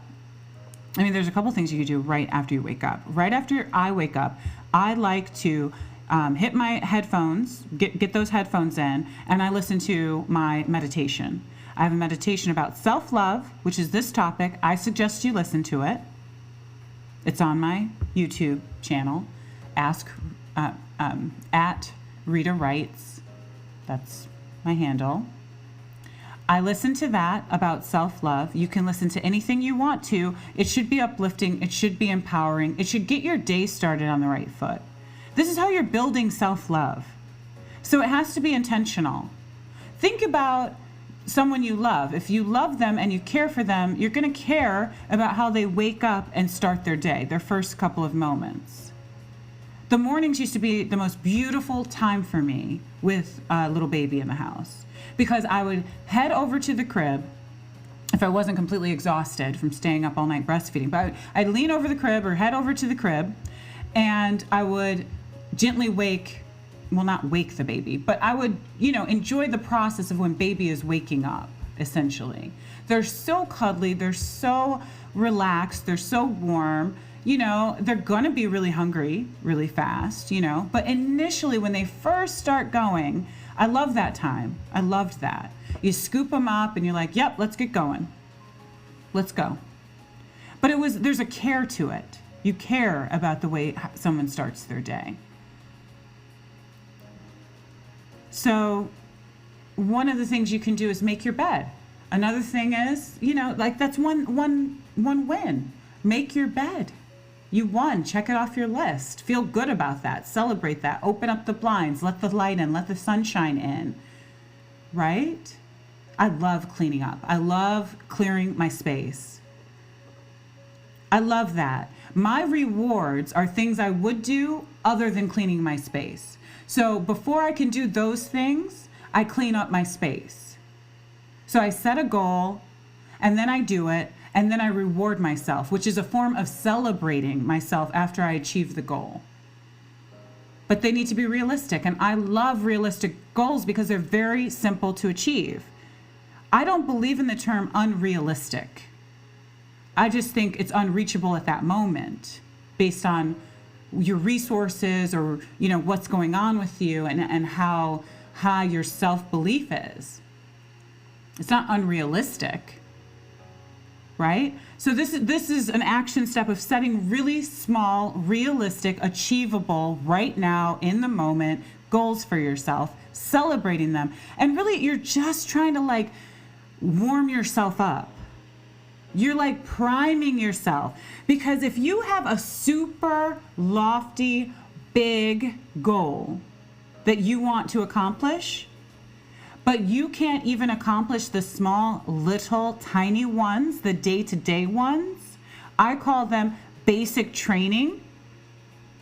Like in the military, if you can't get up, make your bed, wash your face, get dressed, have breakfast, exercise, get on with your day, those are basics. Those are the basic things you need to do every single day with consistency before you can start talking about doing the big things. Why? Because you're going to need faith in yourself. For all of those big things, you're going to need big time, characteristic traits. Like, you're going to need them. You're going to require them at some point.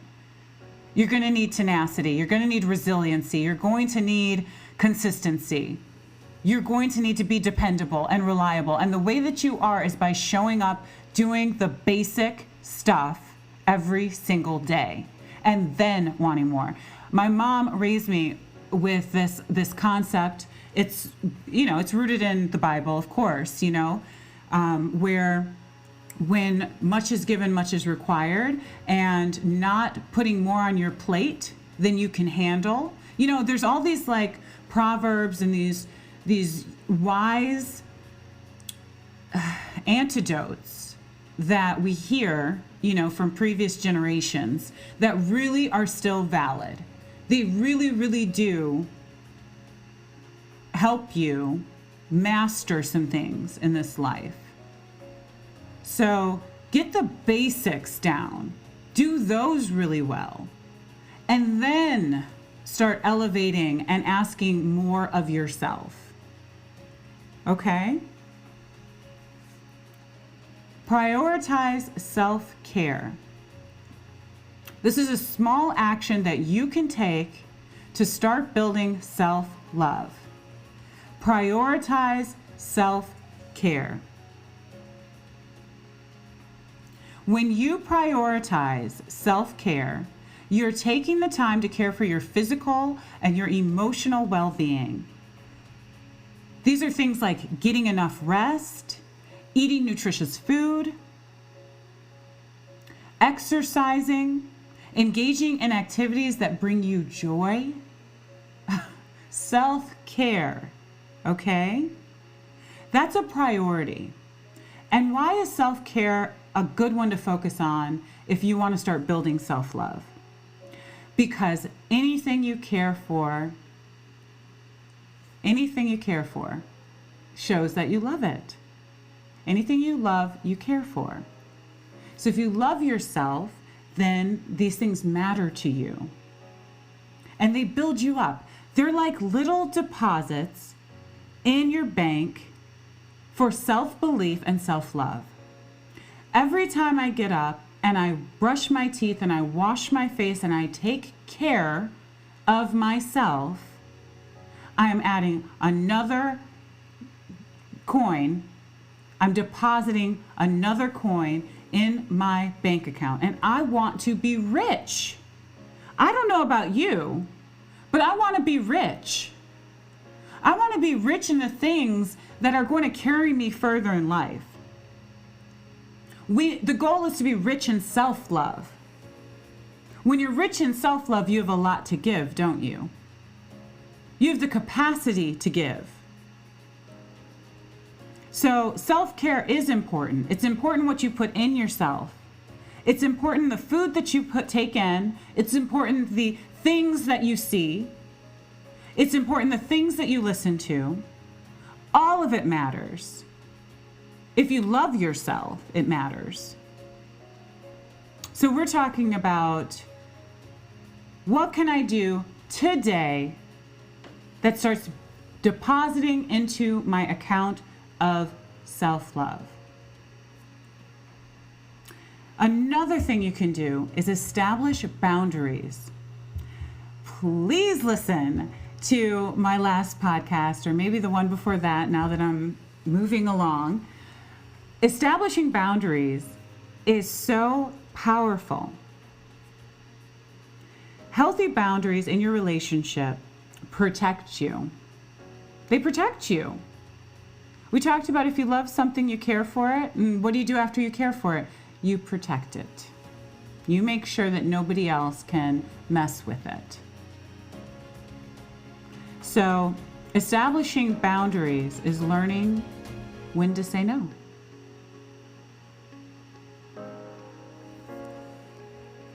You avoid overcommitting. That's another thing. If I value who I am and I trust myself and the commitments that I make to myself, then I know when to say no, because I know when I'm overcommitting. When I'm committing to something that I don't have the time, space, or capacity to accomplish. Small actionable steps, right? That's what we're talking about. So we've gone through quite a few. I'm going to list the rest. And if there's something that comes up that I think is relevant, I'll present that, okay? Because there's a lot, and I want you to have all of these tools. I want you to be able to be like, wait a minute, she gave me like 20 things. Like, there should be something that you find helpful within this podcast episode that helps you today in cultivating self-love, okay? The next one is surround yourself with positivity. Spend time with people who uplift and support you. Limit your contact with the ones who bring negativity or toxicity into your life. Okay, so we're just really just trying to insulate ourselves with uplifting, inspiring, motivating experiences.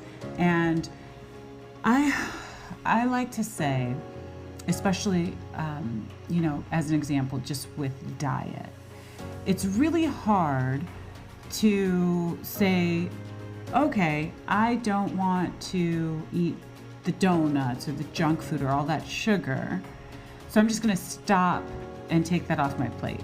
It's really hard for most of us to do that and do the cold turkey method.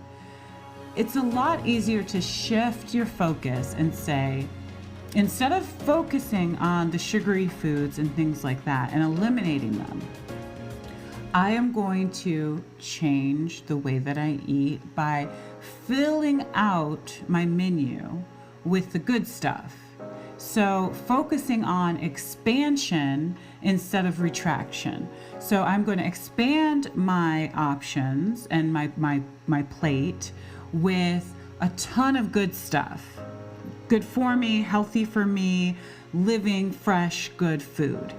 I'm going to start there. I'm going to eat that stuff.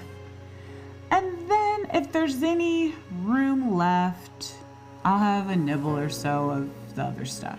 And you just keep doing that over and over again until eventually you've really got a large portion of your diet is the good stuff, and a tiny, tiny portion is the stuff that's not really health promoting for you. And what you find when you do that is your taste changes. For instance, a lot of people find it hard to not have Coca-Cola or whatever the drink or beverage is. And then if you focus on completely eliminating it, that can be really challenging. There's habit formed there. There's, a lot of payoff that you get from having that. So you struggle with that. And then you just are like, forget it. It's too hard. I'm not going to do it. Instead of focusing on that, focus on adding the good stuff. The good stuff first would be water, fresh water. If you can't do fresh water, figure out what to add to your water, gently add to your water. That still makes it a health promoting beverage, but makes it more enjoyable for you to drink. Drink a lot of that and then see how you feel. What happens is you're changing something without the feeling of I'm losing something else. So it's just a tactic that I've used to get over things that I know I should lean more towards something that's healthier for me or good for me or better for me to do, but I struggle with the idea of just really focusing and hyper-focusing on what I'm supposed to remove. So you give no attention to what you're supposed to remove. It'll remove itself because you'll literally probably not have any more space in your stomach for it, number one. Number two, when you do change the sequence of how you're having things, you end up having less of a craving or desire for the other thing. And before you even know it, you've left it behind. You're not thinking about it. You've switched your diet up and you're getting all of the good benefits that are associated with doing something healthy and positive for your life. That's just a tip. That's something that's worked for me. Okay, but surrounding yourself with positivity is kind of, you can use the same trick. Don't focus on, oh, I can't talk to that person anymore, and I should tell them that they're just really negative and I don't want to deal with them, and put all your energy towards that. Instead, start looking for some of those green flags that we introduce, those attributes that are good, positive people to surround yourself with and experiences to surround yourself with. Focus on looking for those things.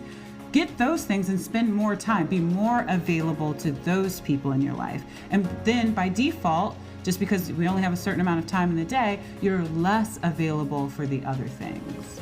Okay? I think that's been really, really helpful for me to change my mindset and to shift my focus on what I want versus what I don't want. A lot of people start to pay way too much attention to the stuff you don't want. Anything that you focus on and give your attention to, you're affirming it in your life, and you're giving it energy. You're giving it more attention than is necessary. Okay, and it expands in your life. It gets worse. Kind of that idea of, thinking about something negative, and then, oh my gosh, the next sequence of events are negative. There's something to that. So I hope that can be helpful if you're trying to actually change something, and it's your first attempt or first time really changing something in your life. Okay, you can have a practice of gratitude. Cultivate a gratitude practice, and that is a regular acknowledgement and appreciation for the positive aspects of your life. And these are your strengths, right? They include the things that you've worked on and that you're currently winning at. And these are qualities that you are thankful for, thankful that you have, thankful that you've worked on, thankful that you've developed. And just walking, around with an attitude of gratitude is important. That's something you can do, and that'll start just building you up little by little. Daily affirmations. Daily affirmations are great. I think maybe just because I really pay attention to health and wellness, I don't want to assume that everyone has heard or understands how the mechanism of daily affirmation works. But if you incorporate positive affirmations into your daily routine, which is a repetition, so you repeatedly affirm your worth and your self-love, it can have a powerful impact over time. You're adding, again, this idea of adding the good stuff, and so it squeezes out, and there's less space, less time, less energy available for the negative stuff. So if you think about that in your brain, you're adding a lot of positive affirmation, which are statements that are uplifting, that build you up, that really reinforce your love that you have for yourself and your confidence and all of that stuff. And you fill your brain with those ideas, and there's less space and less energy available to sit in the negative thought process. That's something you can do right now. Right now. If you're thinking, I can't do that, I've tried daily affirmations, it doesn't work for me, try it again. It's repetition. It's over and over and over and over and over and over and over again. Do it until you finally stop that resistance in you that is saying, this doesn't work for me. You haven't done it. Chances are you haven't done something long enough for it to give you the results and the outcomes. Think how long you've held this limiting belief. Think about how long you have been thinking a set of thoughts about yourself. That's a long time of continuous self-talk, a long time. And that's why you're able to see it manifest in your life in the way that you see it. If you look around your life and you see things that now you're looking through a different lens, you're uncomfortable. You should be uncomfortable seeing yourself living like this, living in this way, accepting these things. So as you look around, you have to realize that this is all a product of the groundwork that you laid many, many, many years in the making. So of course it's going to take many, many years in the making to unmake the bed that you're laying in. It's going to take a lot of time, a lot of repetition, a lot of consistency to start to unravel that tightly wound tape that is playing over and over and over in your mind. And then eventually it stops playing over in your thoughts and your mind, and your subconscious just picks up on it, and it's just there. It's solidified. So what you have to do now is to play a different message over and over and over again. Let your subconscious stop resisting against that new messaging. Give yourself enough time to start accepting it and internalizing it, and then you will see the manifestation in your life of positive thoughts, of believing in yourself, of a little more resilience this time. That didn't knock me down as hard as it knocked me down last time. That didn't take me out of the game as long as it took me out of the game last time. You start seeing yourself inch towards being able to have love, compassion, and understanding and care for yourself. Self-reflection. Take time for self-reflection and journaling. It helps you gain a deeper understanding of your thoughts, period. We have thoughts. We have them so quickly. Our brain is so incredible and so remarkable. We have these thoughts. They happen so fast. Sometimes we don't even consciously register the thoughts. They trigger these feelings and emotions within us, and then they're gone. And then you're left thinking, well, wait, what just happened? So you have to slow it down. You have to slow down the process. Slow down and ask yourself questions and self-reflect and capture them on paper so that you can review them and you can get a better, deeper understanding of your feelings and how you perceive yourself. Forgiveness. Forgive yourself for past mistakes. Let go of grudges or self-blame. Holding on to these negative emotions, they stop you from loving yourself fully. Because in order to love yourself fully, right, we're talking about unconditional. We're talking about not judging ourselves, non-judgmental love. You're leaving space to grow. So we're not going to look at ourselves and say, you're guilty. You'll always be guilty. Right? We're going to say, you might have felt guilty. You can forgive yourself. Forgive yourself for the pain, the hurt, the experience that you went through that maybe you couldn't control, but you blame yourself anyway. And forgive yourself for going through what you've had to go through to get to the other side. There's a lot of aspects of just like going back through situations that we've been through and forgiving ourselves for not knowing everything that we think now that we should have known, and maybe not doing all of the things that we think now we should have done, and saying we just didn't have the capacity to have any other outcome except for that one at that time. And I can forgive myself for that situation. You can seek support. Seeking support from the group of people that you have hopefully had some standards and some criteria to evaluate their worth and value in your life as your support group is important. Talking about your feelings and experiences, that's what gives you the insights. It's not just having people, who are nice and kind and loving and all of that stuff around you. You need to utilize them.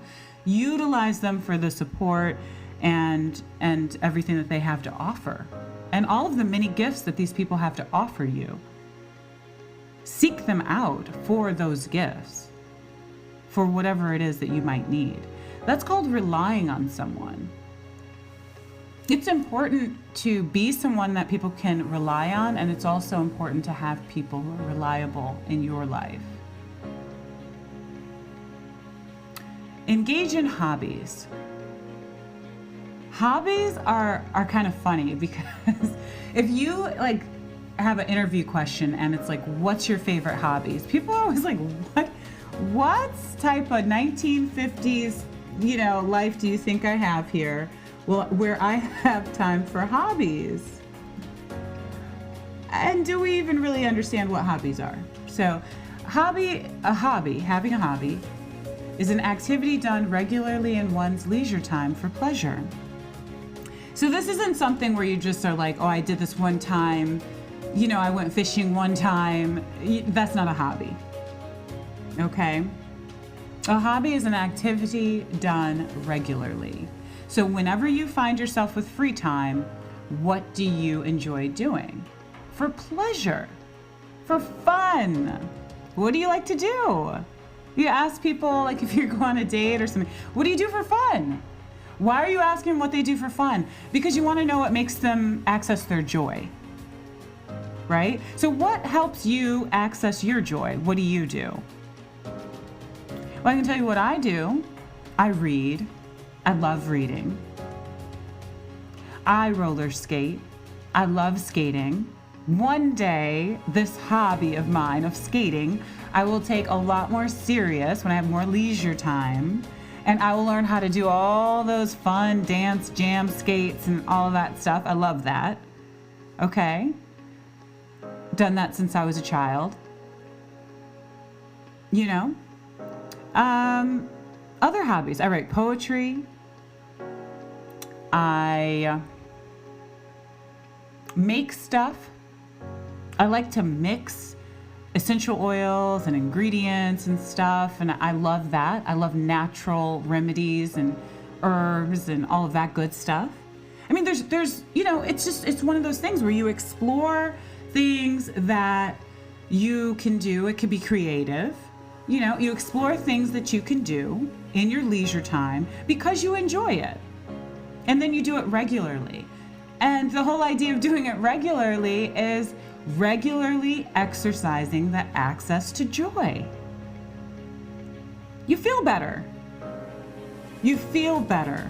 And then as you do a hobby over a long period of time, you not only feel better, but you've gained, hopefully eventually, mastery over this hobby.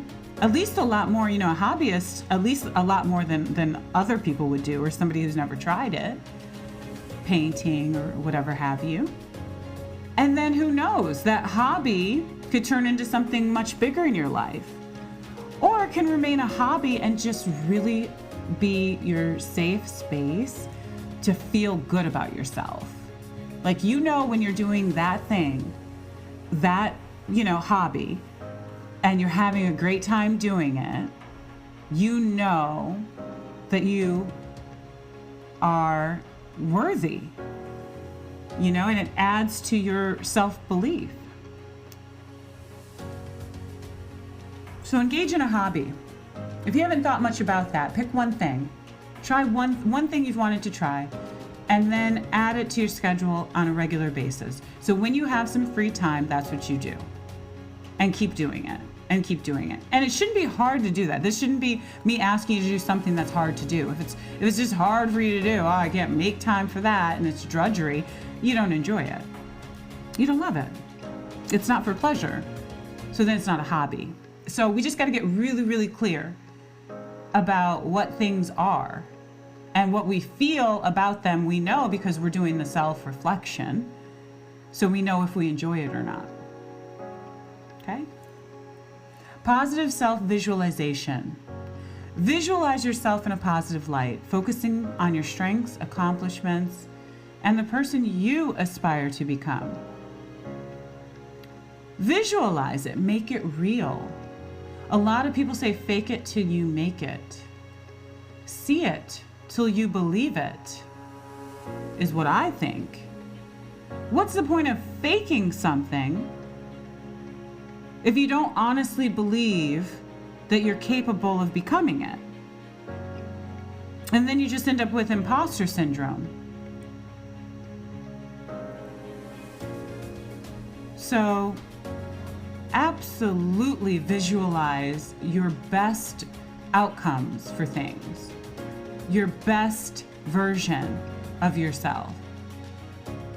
There are some really great meditations that you can find by typing in like a guided visualization, for sleep or whatever. And it will, there's so many. You can decide, better self-esteem, meeting my better self, believing that I'm unstoppable. I mean, there's so many keywords that you can put in.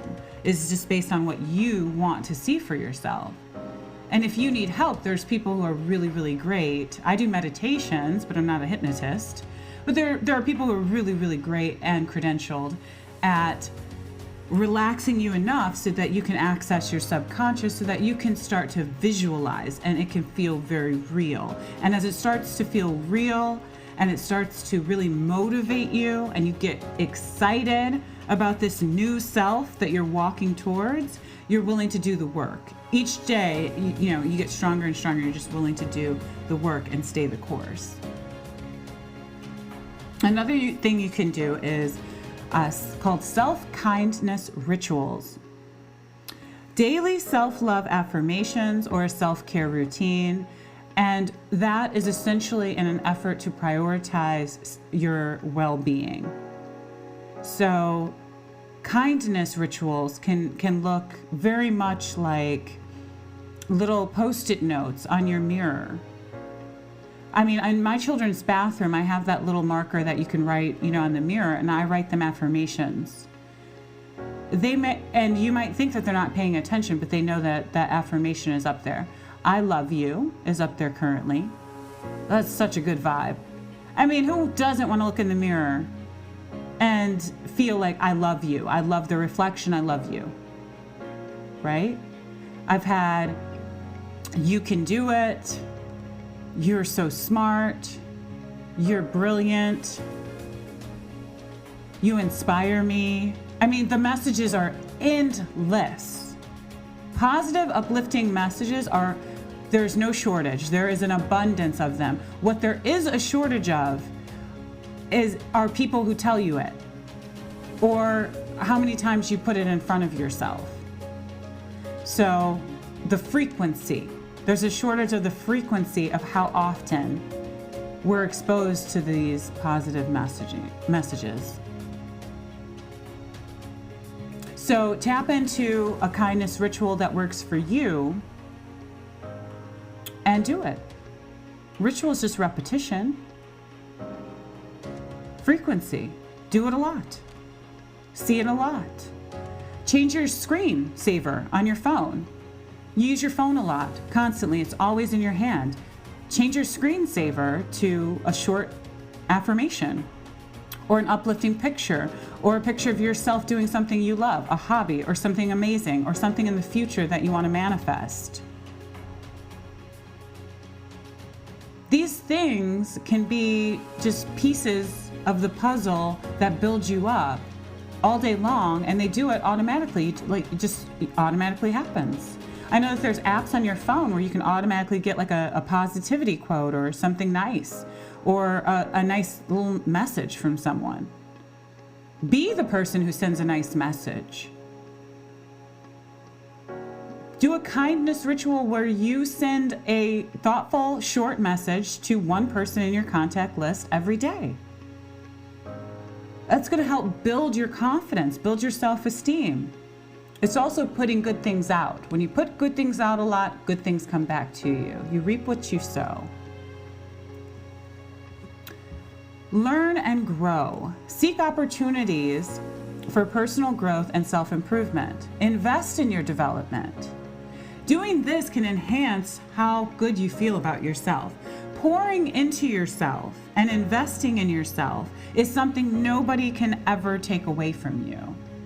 When you educate yourself, when you enhance your knowledge about something, no one can take that away from you. So let's pour more into our cup on a regular basis and expand and grow.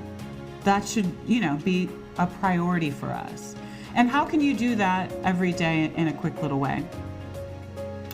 I love words. So many years ago, I don't do it now, but many years ago, I used to just get like a little dictionary and I'd highlight a new word every day. It just takes 2 seconds. Or you can, there's so many books There are so many books out there. Get a book. I'm sure there's a book, you can Google it, with 1,000 positive things that I can tell myself, or 1,000 things, or 1,000 loving things, whatever. There's a million bajillion books out there. Get a highlighter, read one sentence every morning. Okay? Learn and grow. That's always the plan. You always feel more fortified.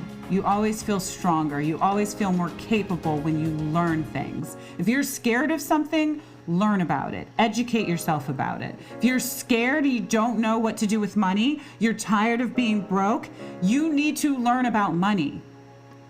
You need to get some history lessons about the origins of money. What's it created for? What's its purpose? How do people use it? How might you use it? How might you earn it? If you're scared about not finding love, you need to educate yourself about love. What is it? What does it look like? How do I find it? Where do people go to find it? What do they do when they find it? A lot of people want advice about finding someone. Finding someone is this big, conversation about finding them. Well, what do you do when you get them? Right? I found you. I don't know if it's a good thing because I don't know what to do with you. And you definitely don't want to be the person who's found and somebody doesn't know what to do with you. So we have to start. We have to start somewhere. And starting with an understanding of who we are and what matters to us. And I'm always going to bring this full circle. Starting with an understanding of who you are and what matters to you. From there, you'll know what paths you should take and what opportunities are real opportunities and what people should be in your life, what people shouldn't, what serves you, what doesn't. That kind of all unfolds for you after you have this very, very clear understanding and foundation. We've talked a lot about celebrating achievements. It reinforces your self-worth. We really are motivated by winning things and getting things and, getting to the other side of things. That's a big motivator. So when you do reinforce that you did all of that hard work for something and access that pleasure, that joy, that excitement about it. And then the last one that I'm going to touch on is surround yourself with inspiration. Surround yourself with books, quotes, media that inspires you, that promotes self-love and self-acceptance, that educates you about more ways that you can bring abundance and expand loving energy and stuff in your life. And I say this with the understanding that social media and the news and the things we come into contact with throughout our day, they're not all uplifting content. But what we're talking about is being intentional. And when you are intentional, that means what you do is tactical. Like we got a plan here, and we have a plan because we want the outcome to be good. We want a good outcome. So if you work your plan, then you have to care about these things, right? If you love yourself, you have to care about the things that you put in your body, on your body. You have to care about the things that you're listening to and the things that you're reading. You want them to promote the things that you're working so hard to heal from in your life. You want to promote, you want the things that you're spending your energy and your time on to promote and then kind of support your healing and your process of self-belief. I want you to remember that building self-love is gradual. It's a process. It's very normal to have these ups and downs along the way, okay? I want you to be patient with yourself. Practice some, all, or one of these actions that I've shared with you.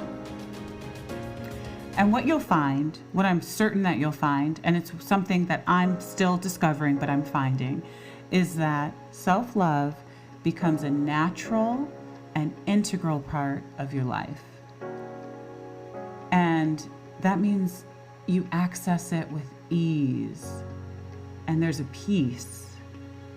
And there's, just a calmness about where you arrive at. There's less resistance over here. It's a good place to be. I'm going to take this moment, like I do in every episode, and I'm going to thank you. I'm going to thank you for trusting me, for listening to me, gifting me with your attention as I guide you and hold your hand through all of this information. And there's so much more. Like when you do deep dives, like I've done deep dives, like I've gotten curious about things. I was like, codependency. I feel like maybe I have some of these signs. I read an article, or I saw a video. Let me look into that. And then you could do a deep dive into the material, information, and stuff that's available about how you can heal and how you can overcome, and some tools that you can start using that can get you past that. So then when it's not, and that's just an example, when it's not codependency, it's something else. When it's not that, you've healed it, you move forward, it's something else. That's what this beautiful human process is about. It really is about moving all of this stuff out of your way. And some people and some cultures and some genders and some demographics and some people have different, all of us have different battles, different things that we're grappling with. And we're grappling with it in an effort to heal from it and to move along on our evolutionary journey here so that we can get out of our own way. If we can just get out of our own way, the possibilities are endless to what we can accomplish and what we can do. So this self-love journey is gradual, and it's step by step by step, and it's protection, not barriers, not walls, but protection and boundaries and compassion and forgiveness, and it's all of the stuff.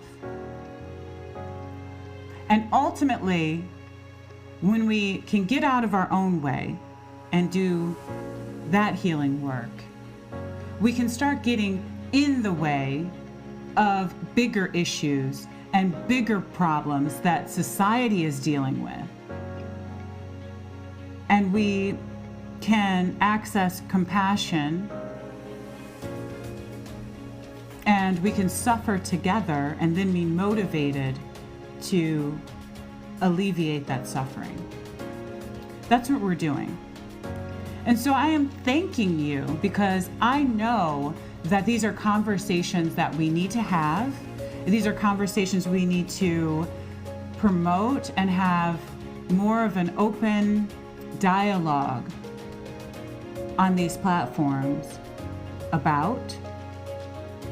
And so I'm thanking you for listening and caring about these topics and these issues, because I know that there are people out there who have incredible gifts and incredible abilities and incredible things that they're here to do, but they are currently bogged down and sad and dealing with heavy, heavy stuff on their own, many times on their own, trapped in toxic relationships, toxic dynamics that they need to be freed from.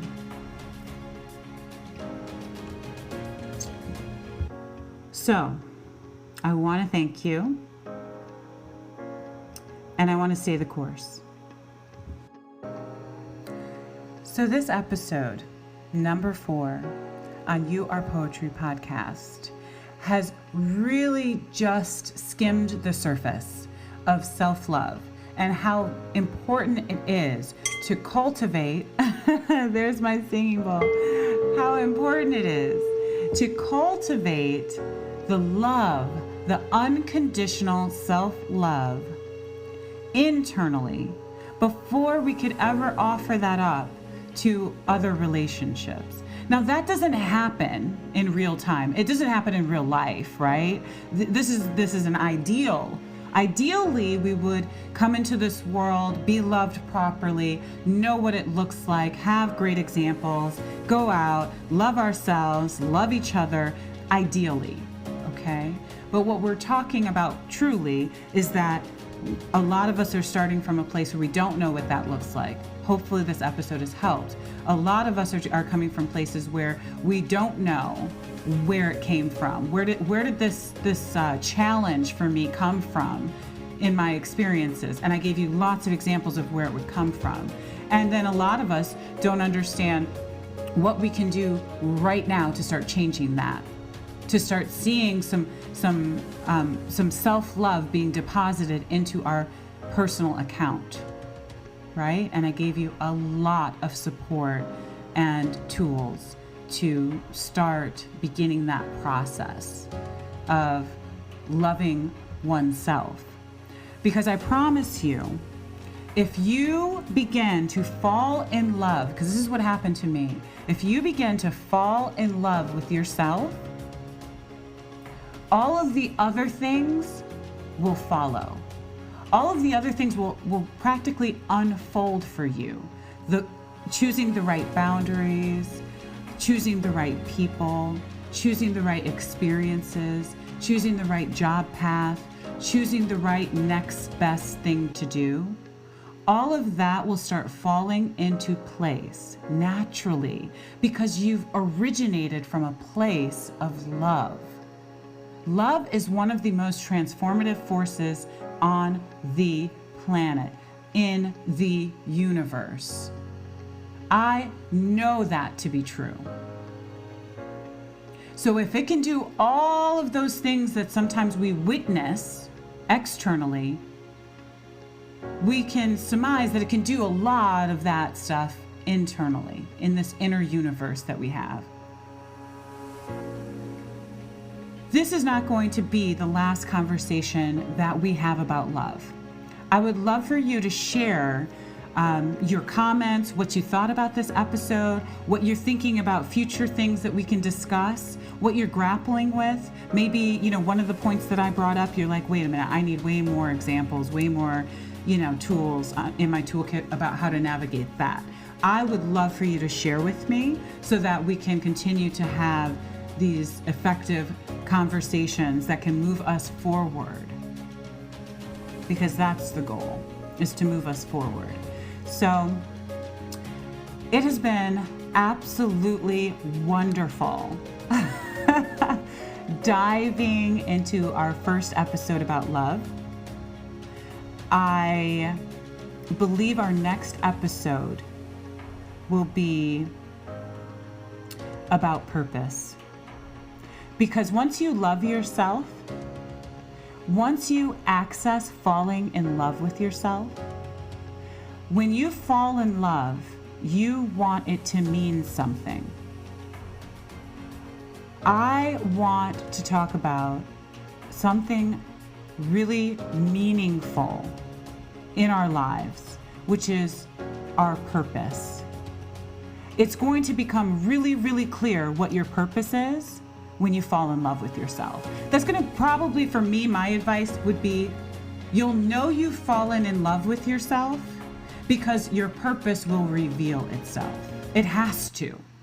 It has to. When you unconditionally love yourself, you've been so incredibly open, honest, and vulnerable with your needs, your wants, who you are, and what matters to you. You're able to put that into line, into alignment with your life at that point. Your purpose will reveal itself. That's what happened to me. Then all of those tools and all of that stuff that you've collected, now it has a meaningful application. And the meaningful application is expressed through your purpose. That is our next episode. I look forward to having that conversation. There's going to be so much to unpack there. Thank you so much for your time. And I look forward to talking to you soon. This has been another episode from You Are Poetry Podcast. I'm your host, Rita. Until next time. Tell me how you feel. Is it real? I don't wanna overthink. Is it all for show?